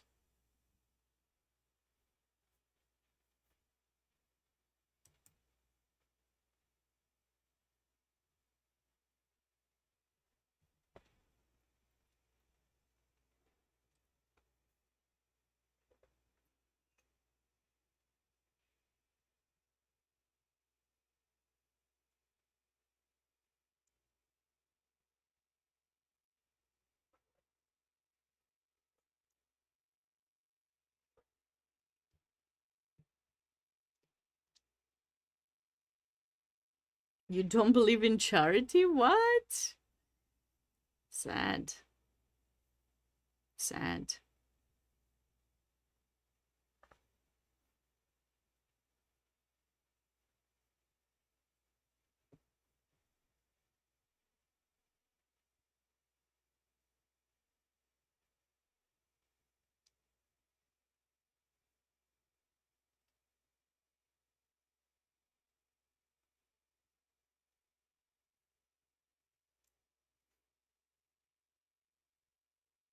Okay, so we're probably gonna see bishop c2, right?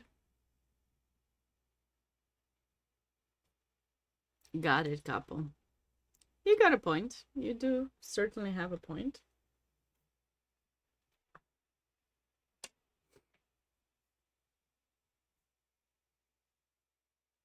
You have a great point.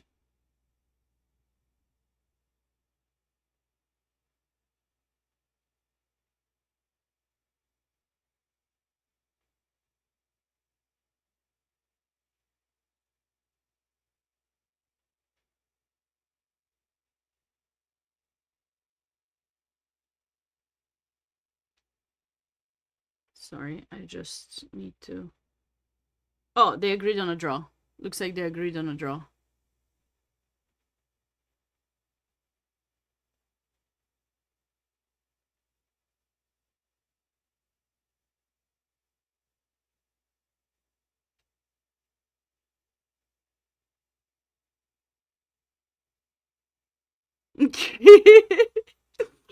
Good point, Aladdin. Good point.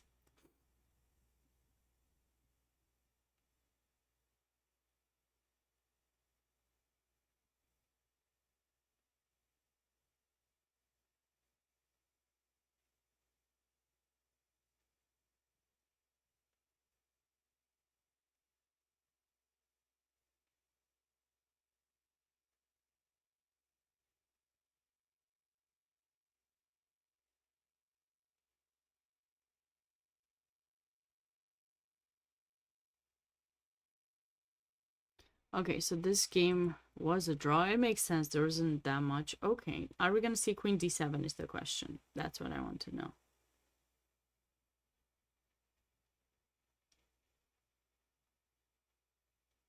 What is happening?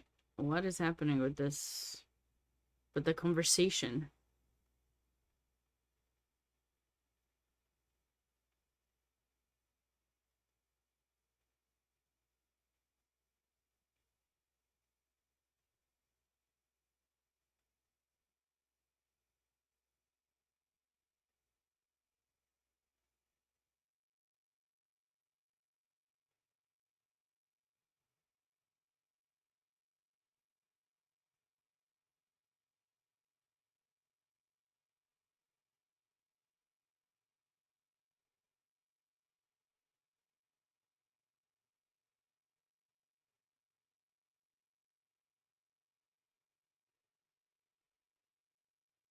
Okay, British has sufficient time, and then Oscar only 1 minute, so he can afford to spend a bit of time to figure out what's the best move here.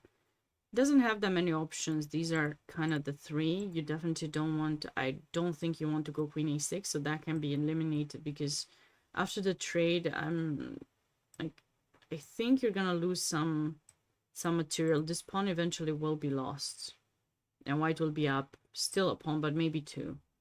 So that move gets eliminated. So he's got like these three. I don't think queen c7 looks nice, because maybe this, and then the queens get traded.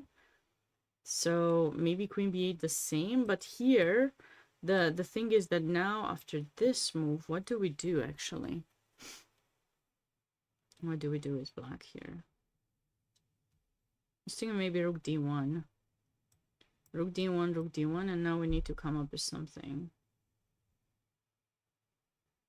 There's queen f5, they take in b2, so that's what they want.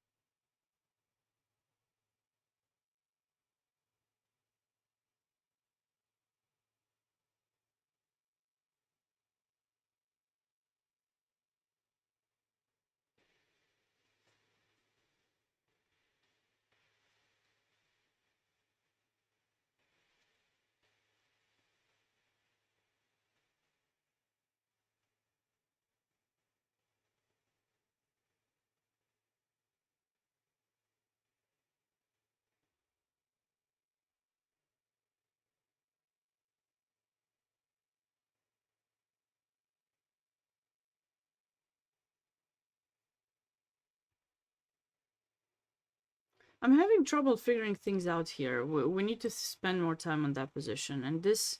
Oh, okay, so he did take the piece and then white castled. I told you that that could happen. But okay, extra piece. The queen in h4 is kind of trapped. If we can think of some ways to put additional pressure. And this pawn will be hanging at some point. Maybe we should just go king g8 for safety to avoid that check. Because I don't want that knight to go back to g8. It was said enough for a long time in this game to be in g8. Maybe we should just put the king there. And then just kind of figure out which pawns we're going to capture. And then I'll leave you with this position as I go really fast to pick up another drink. And I'll be right back.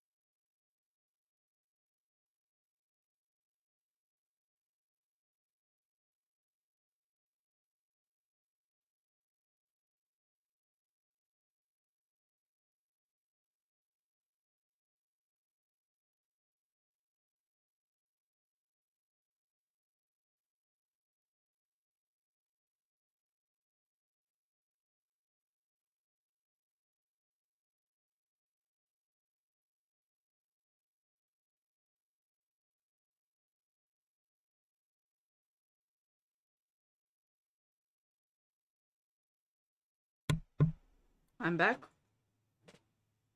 What did I miss?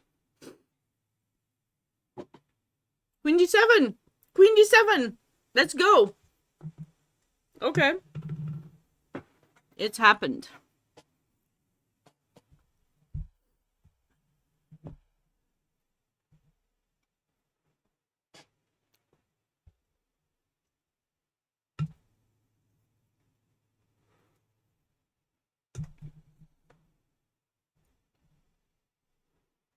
Queen takes b4. That I wasn't thinking of that. I was thinking of bishop takes b4. What's the difference? With the queen there, they want to take an e7 too, maybe. I mean, they could. But there's queen f4 check always. Always queen f5.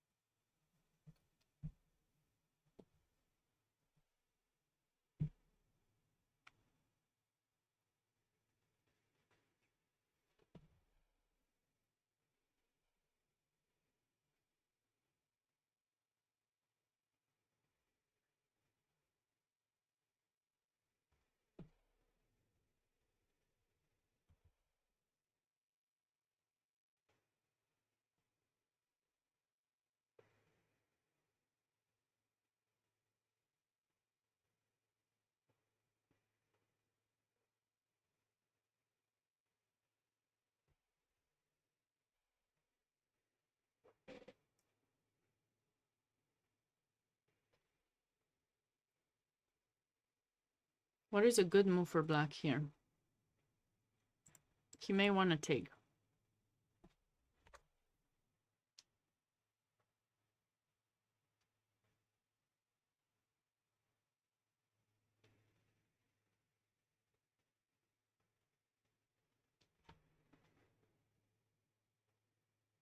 Oh, cute. Cute. Rook a8.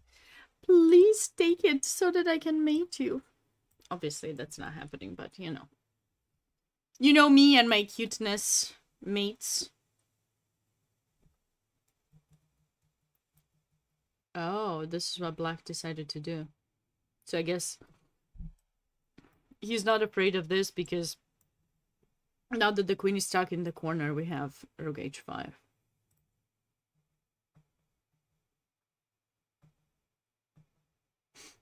Doesn't f5? Yeah, wins. Wins. So Eric had a little bit of, you know, stumble moment.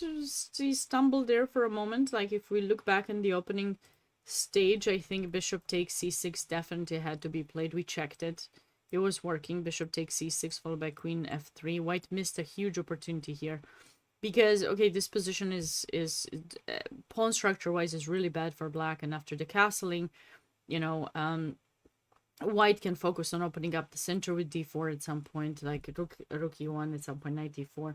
There's just too many weaknesses, and it's not so clear where black's gonna place the king. It's not decisive advantage for white, but it's definitely good. But after playing bishop d5, black played quite well here, just simply being able to regroup, take advantage that white never really castled, and then they just won a piece very soon after. And here, rook b1.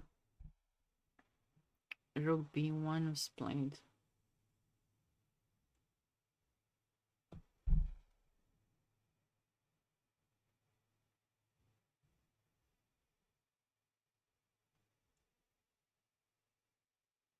Okay, that's a free pawn.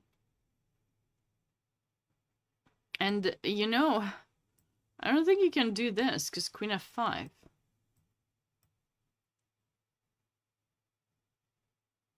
And queen f3. And black has some threat to take, check, take, check, here, knight b2, I don't know. There should be a mate coming right up after. So there's a kind of a forcing sequence here for black that would be kind of good.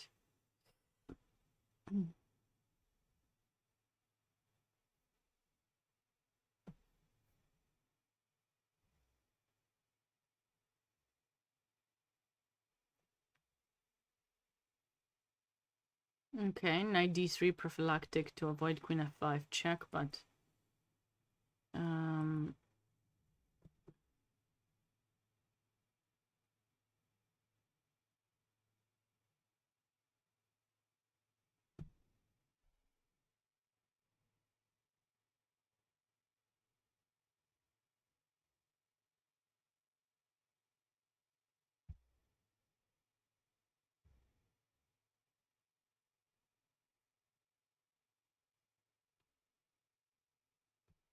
Hey, iced coffee cozy. Now you're making me crave a nice coffee. Why would you do that? Why would you do that to me? It's kind of cold though. Did I ever say on stream my funniest story with iced coffee? I think it's time as we're waiting. Okay, looks like Eric has one probably after that F5. Oh no, the game continued. The game did continue, but takes. Okay, mate. Nice win by Eric. So we had only a draw so far. The rest, it seems that I think the higher rated players have won. Typically, this is headed for a draw for Fidemaster Brzezic Chakrabarti.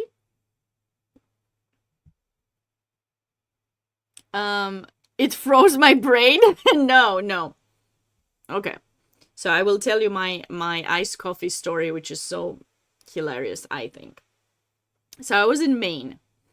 Maine is a state in northwest, northeast of the United States, like close to Canada. So the temperature there, the weather there is usually cold, and it was in January.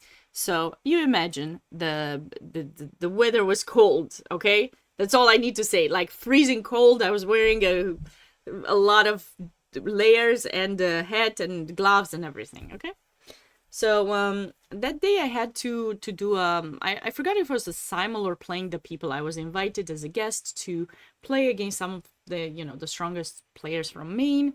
It was a really beautiful trip and everything, and I remember when I woke up in the morning, one of the organizers asked me if I wanted to go, just walk around. It was in Portland, Maine. There's a Portland in the other side of the country, in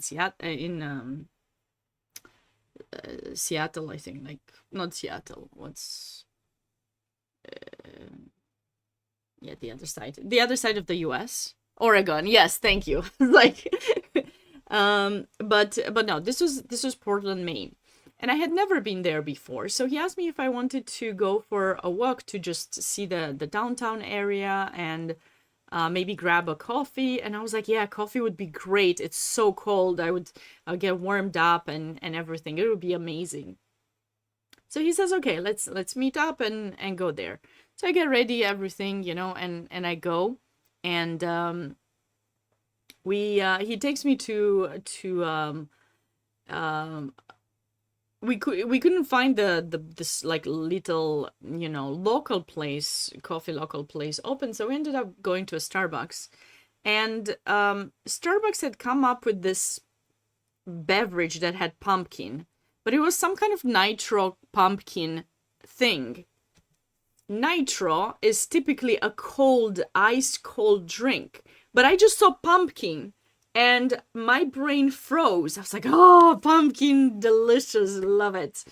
Let's get that drink. And I got a venti of that in a freezing weather. And I did say ice, like I was asked, is an ice drink, you want that? And I was like, yeah, sure, yeah, definitely. So they gave it to me. And then I saw, the organizer, getting his drink, and I was like, hey, nice. I was about to get my hot drink, and then I get my cold, ice cold drink. And I was so shocked that I didn't say anything. I got it. I started drinking. It didn't even taste good. It wasn't even sweet at all. I mean, I don't like super sweet drinks like Starbucks usually has, but like that was not street. It was a nitro drink, and it just had supposedly some pumpkin flavor that I couldn't taste. And I felt so devastated. And I didn't say anything.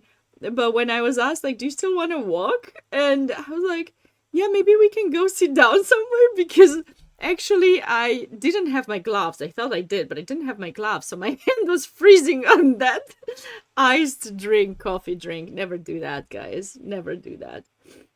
I don't mind cold coffee. I'm cool to drink cold coffee. I prefer cold coffee than hot coffee, but not like that. That was the saddest thing. And then, a few hours later, I asked if I could go get a coffee, and I was specifically reminded that Sabina, if you want a hot one, like just make sure you say hot. I'm like, yes, I know. Thank you very much for for the reminder. Yeah, that's my iced coffee story. Not that fancy, but it was hilarious at the time because my hand was freezing on that ice. Nobody was getting iced coffee, only me, because I saw pumpkin. Like, imagine. Are there standings and pairings available? I don't know where they are. I need to ask them. I will ask them after this round to give me the link. But you can certainly see it if you click live. You can see something, but they didn't have. I couldn't find the standings myself or pairings.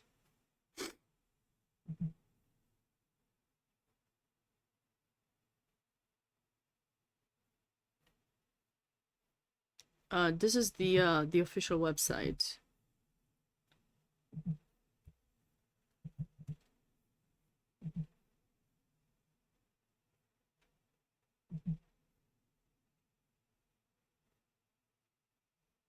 Maybe you can find it and tell me what it is, but I couldn't see it.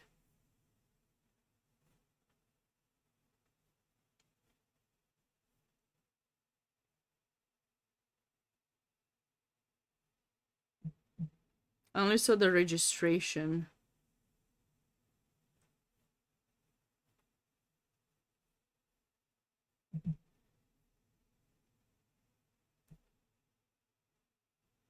I'll send an email for the next round to have at least be able to show them to you.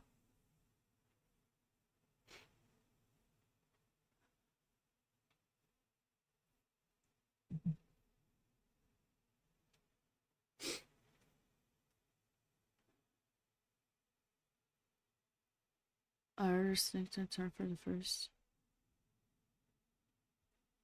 Oh, yeah. One time I remember I was in Vegas and I thought I'm getting foie gras, which is this French duck liver geese goose liver pate, which is supposed to be a delicacy. And But I ordered it in Vegas, and in Vegas there was some kind of liver cooked. It was a miniature little thing, and it cost $30. I don't even know what I paid $30 for, but definitely was not feeling. And I reminded myself, if I'm going to a fancy restaurant, just be ready to, I don't know, eat a bunch of things before to make sure you're not hungry, because you're going there for the experience, not for the food, for getting yourself full. Um, yeah, that's important.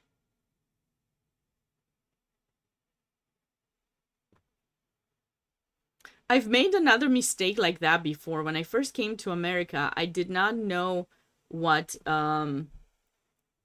portabello meant. I thought it was some kind of, I don't know, some kind of good, like we were supposed to get a burger, and it was supposed to be some kind of good burger. This is actually really fancy what happened in this game. So I ordered that, but I do not like mushrooms. I do not eat mushrooms. Um, and and I got my burger that had a portabella mushroom, ginormous.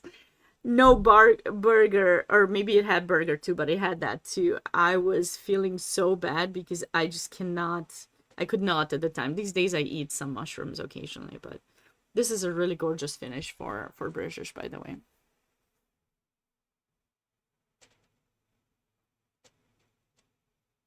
A fancy restaurant in Vegas is a contradiction? No, it's not a contradiction. My really good friend took me to one. It was a fancy one. I don't know. But it was one of these that serves, small bites. You know, if you're gonna go to a restaurant, you should probably, yeah, like these days if I go to a restaurant, I would probably buy things that I don't cook myself at home. So yeah, I wouldn't mind going to a fancier one and trying things that I don't know how to cook. Or at least, I'll get inspiration and I'll cook it later because I love cooking, but yeah. Americans can. Come on, couple. Come on, they can cook. What you talking about? It was not an American restaurant. It was like Japanese or something. Don't worry. Okay, not like Italians. Okay, got it. Claro che sì.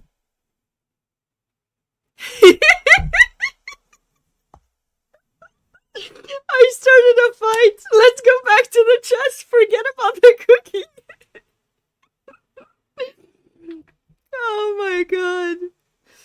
Okay, Italian cuisine is good, but have you tried Romanian cuisine? Also, you have not tried Sabina cuisine, which Sabina cuisine is like from everywhere. She can cook you the best meal from no matter which which place in the world.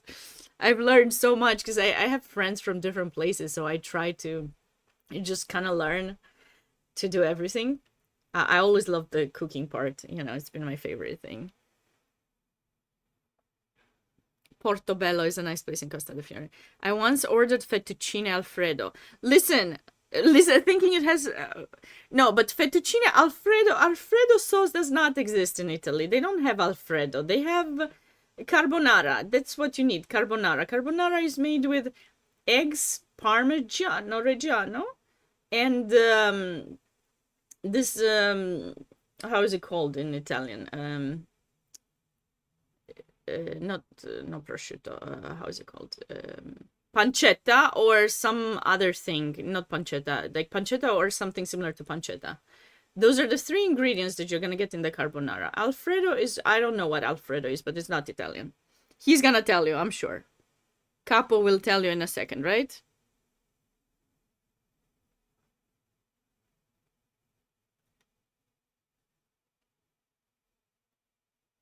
Turkish cuisine be like Turkish cuisine is really good too. You don't even know what Romanian dishes include. I will make some dishes. During my first visit to Romania.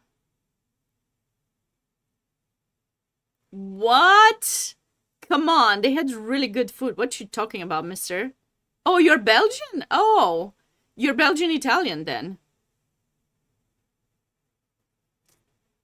Never mind. I thought you were Italian. But you did say Belgian at some point, but I didn't get it. What is happening here? Why is the result not coming?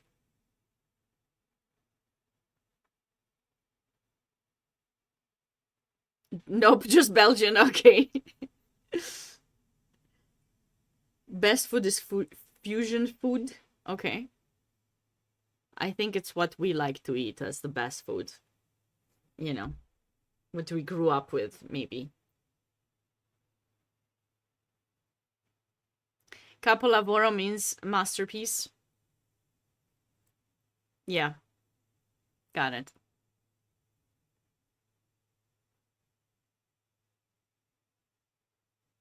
I thought it meant the head of the word, because capo, head, lavoro, work.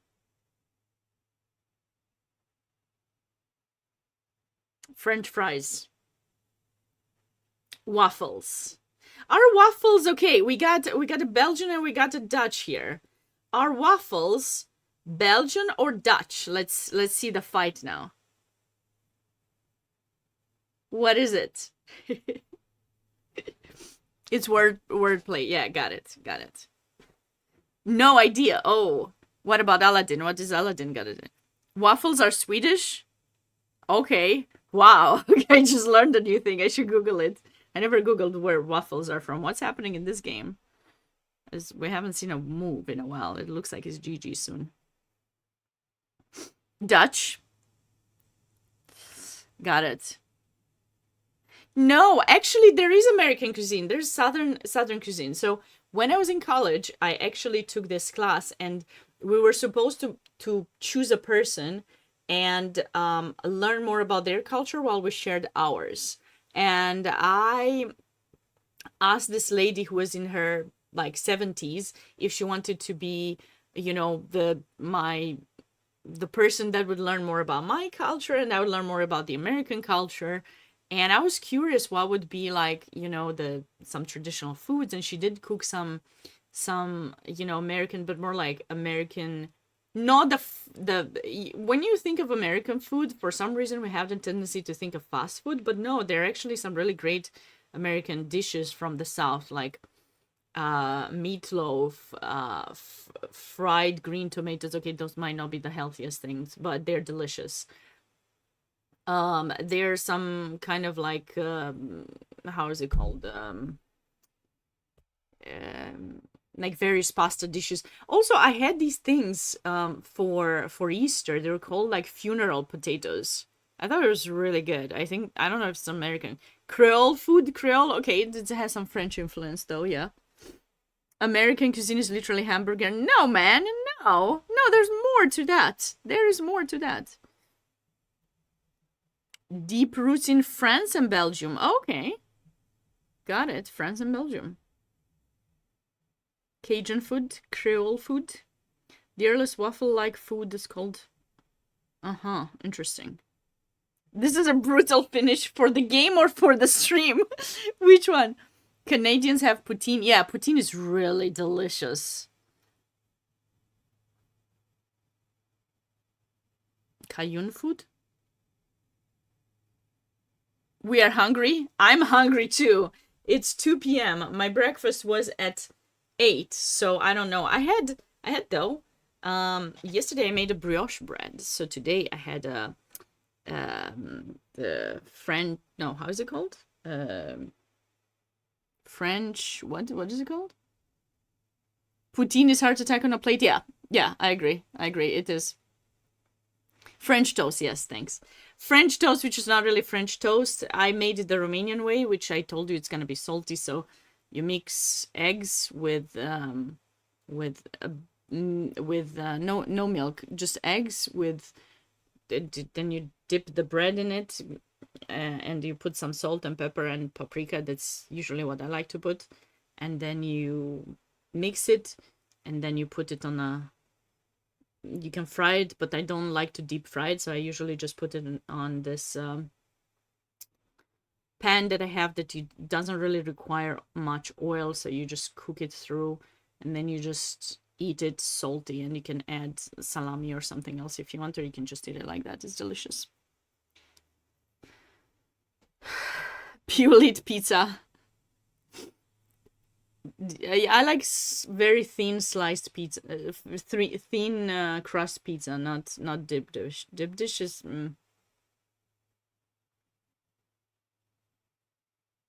Food is always delicious. Okay, do we need more food talks?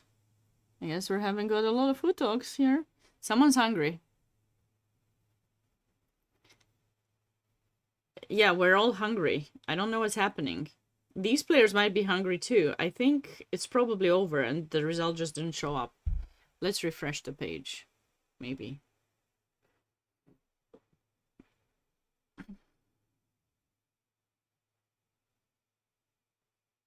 No, I'm pretty sure it's over.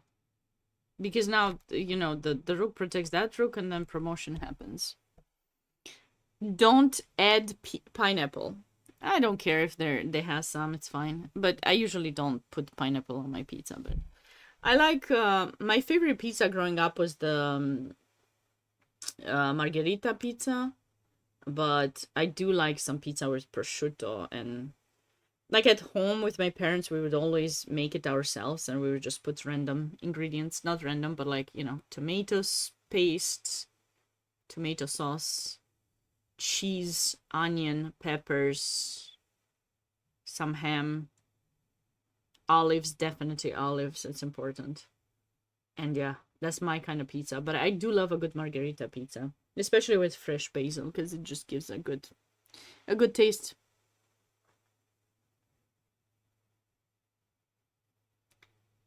Oregano, of course. Oregano. And basil. And pepper. Yeah, I think this game is over.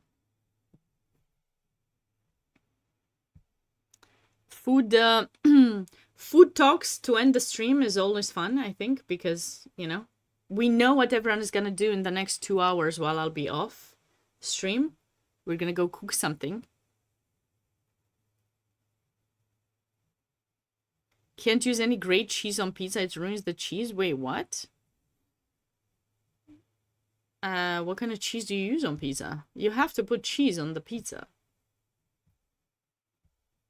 But okay, French cheese, and there's a really good Belgian cheese that I like.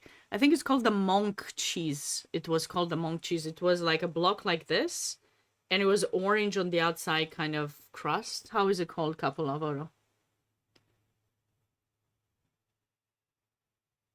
What? Blue goat cheese is delicious. Come on. Let's be serious here.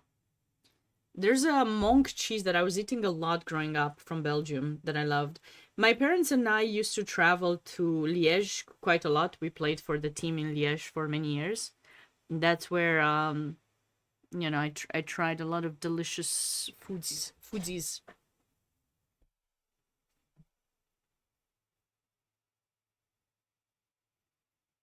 There's 100,000 of different. No, but this one was. Oh, okay, I'll Google it.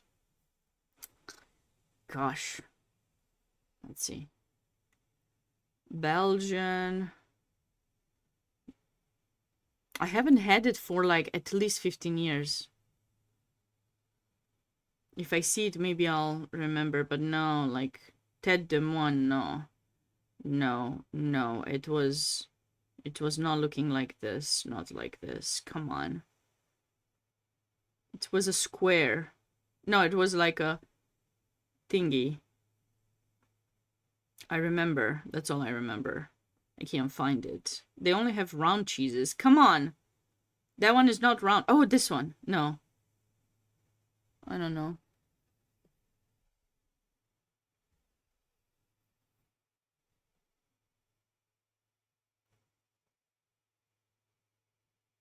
Orval? I don't know.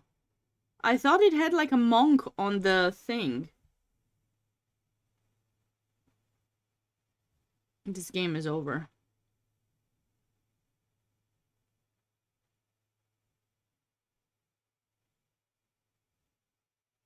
I think I'm hungry. Oh! Something with abbé. Abbé something.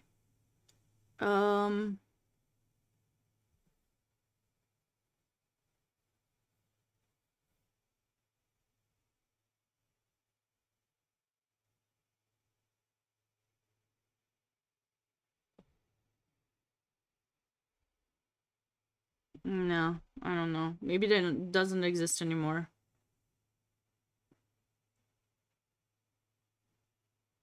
I can't find it. Sad. Anyways, if you guys want at some point for me to do a Romanian cooking stream, feel free.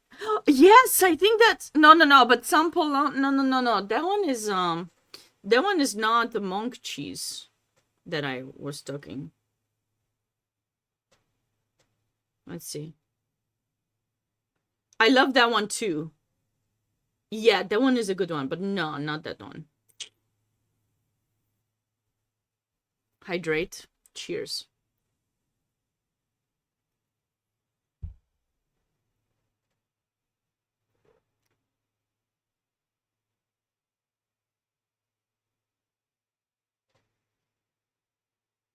No, but it's not orange.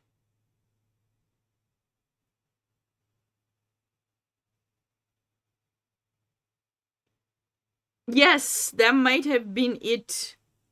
They may have been. That might have been it. Yeah. Fromage de Var. Yes, that was it, I think. Next time we're gonna do a stream. Guess Sabina's favorite stuff. Because clearly it takes her forever to figure things out. She doesn't even know what she likes. What's wrong with this girl? This girl is too much. Too much. That's what I've been told. I'm too much.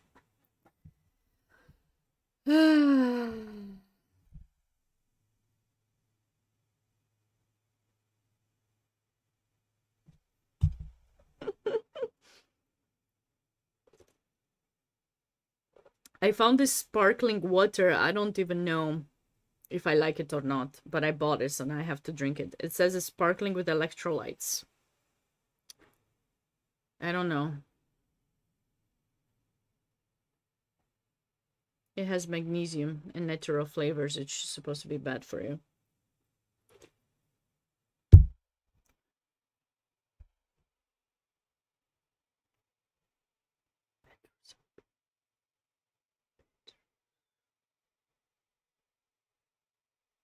I'm gonna Google old. No.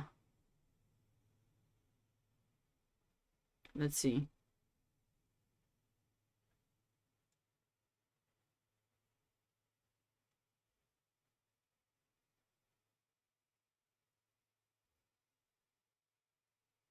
No, but this one is round, right? Or I couldn't find a picture of it on the internet.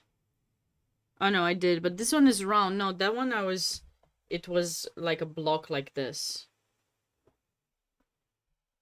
Anyways, lots of cheeses that are really good. I think I'm gonna go have some cheese now, 'cause I don't even think I have cheese in the. Oh, I do have. I have mozzarella cheese. Okay, I'm gonna come up with something with my brioche, brioche with cheese. But anyways, I hope you guys enjoyed this commentary. Which, if I stay much longer here, it will be changed into a talk about food, which is not good for anyone. Real mozzarella. Yeah. Like I like burrata. I like burrata the most. Burrata is delicious. Maybe I'll have some burrata because I bought some. So we'll have. Let's just all go have some lunch/dinner for a while, and then we will be back at about 4:30, 4:45. That's in about an hour. For another round of the Space Coast Open. I have a feeling we're going to see some GMs, and I'm going to ask for the link to the actual to the actual standings and pairings, so that at least I can share that with you guys. And yeah, like I might not be able to share the actual link, but at least I'll share the picture with how things are. So if you guys have no questions, let's send you to someone who is streaming right now.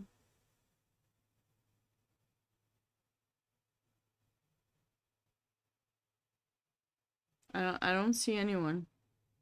Whom should I raid?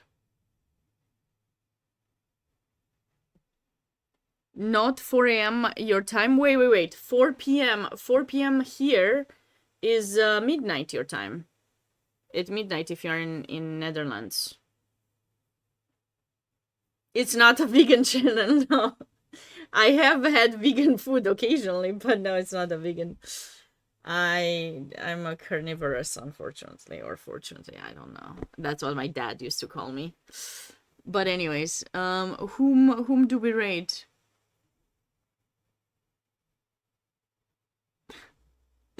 Got it, Aladdin.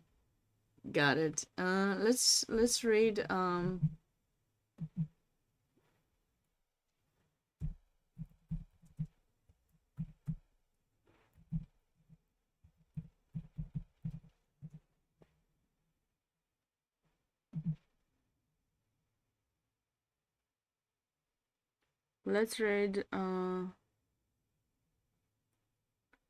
Jura.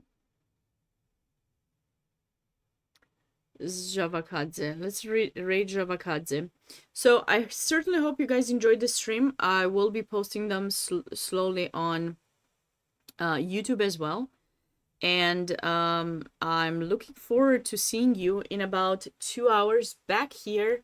If you cannot join later today, hopefully I'll see you tomorrow, same time as today, around 10:30 a.m.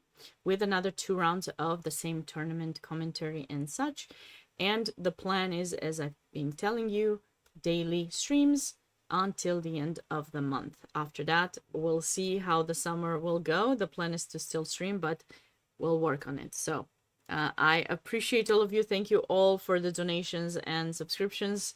It's highly appreciated. Big heart. Thanks, Faye. And I hope I'll see you again very soon. Let's go raid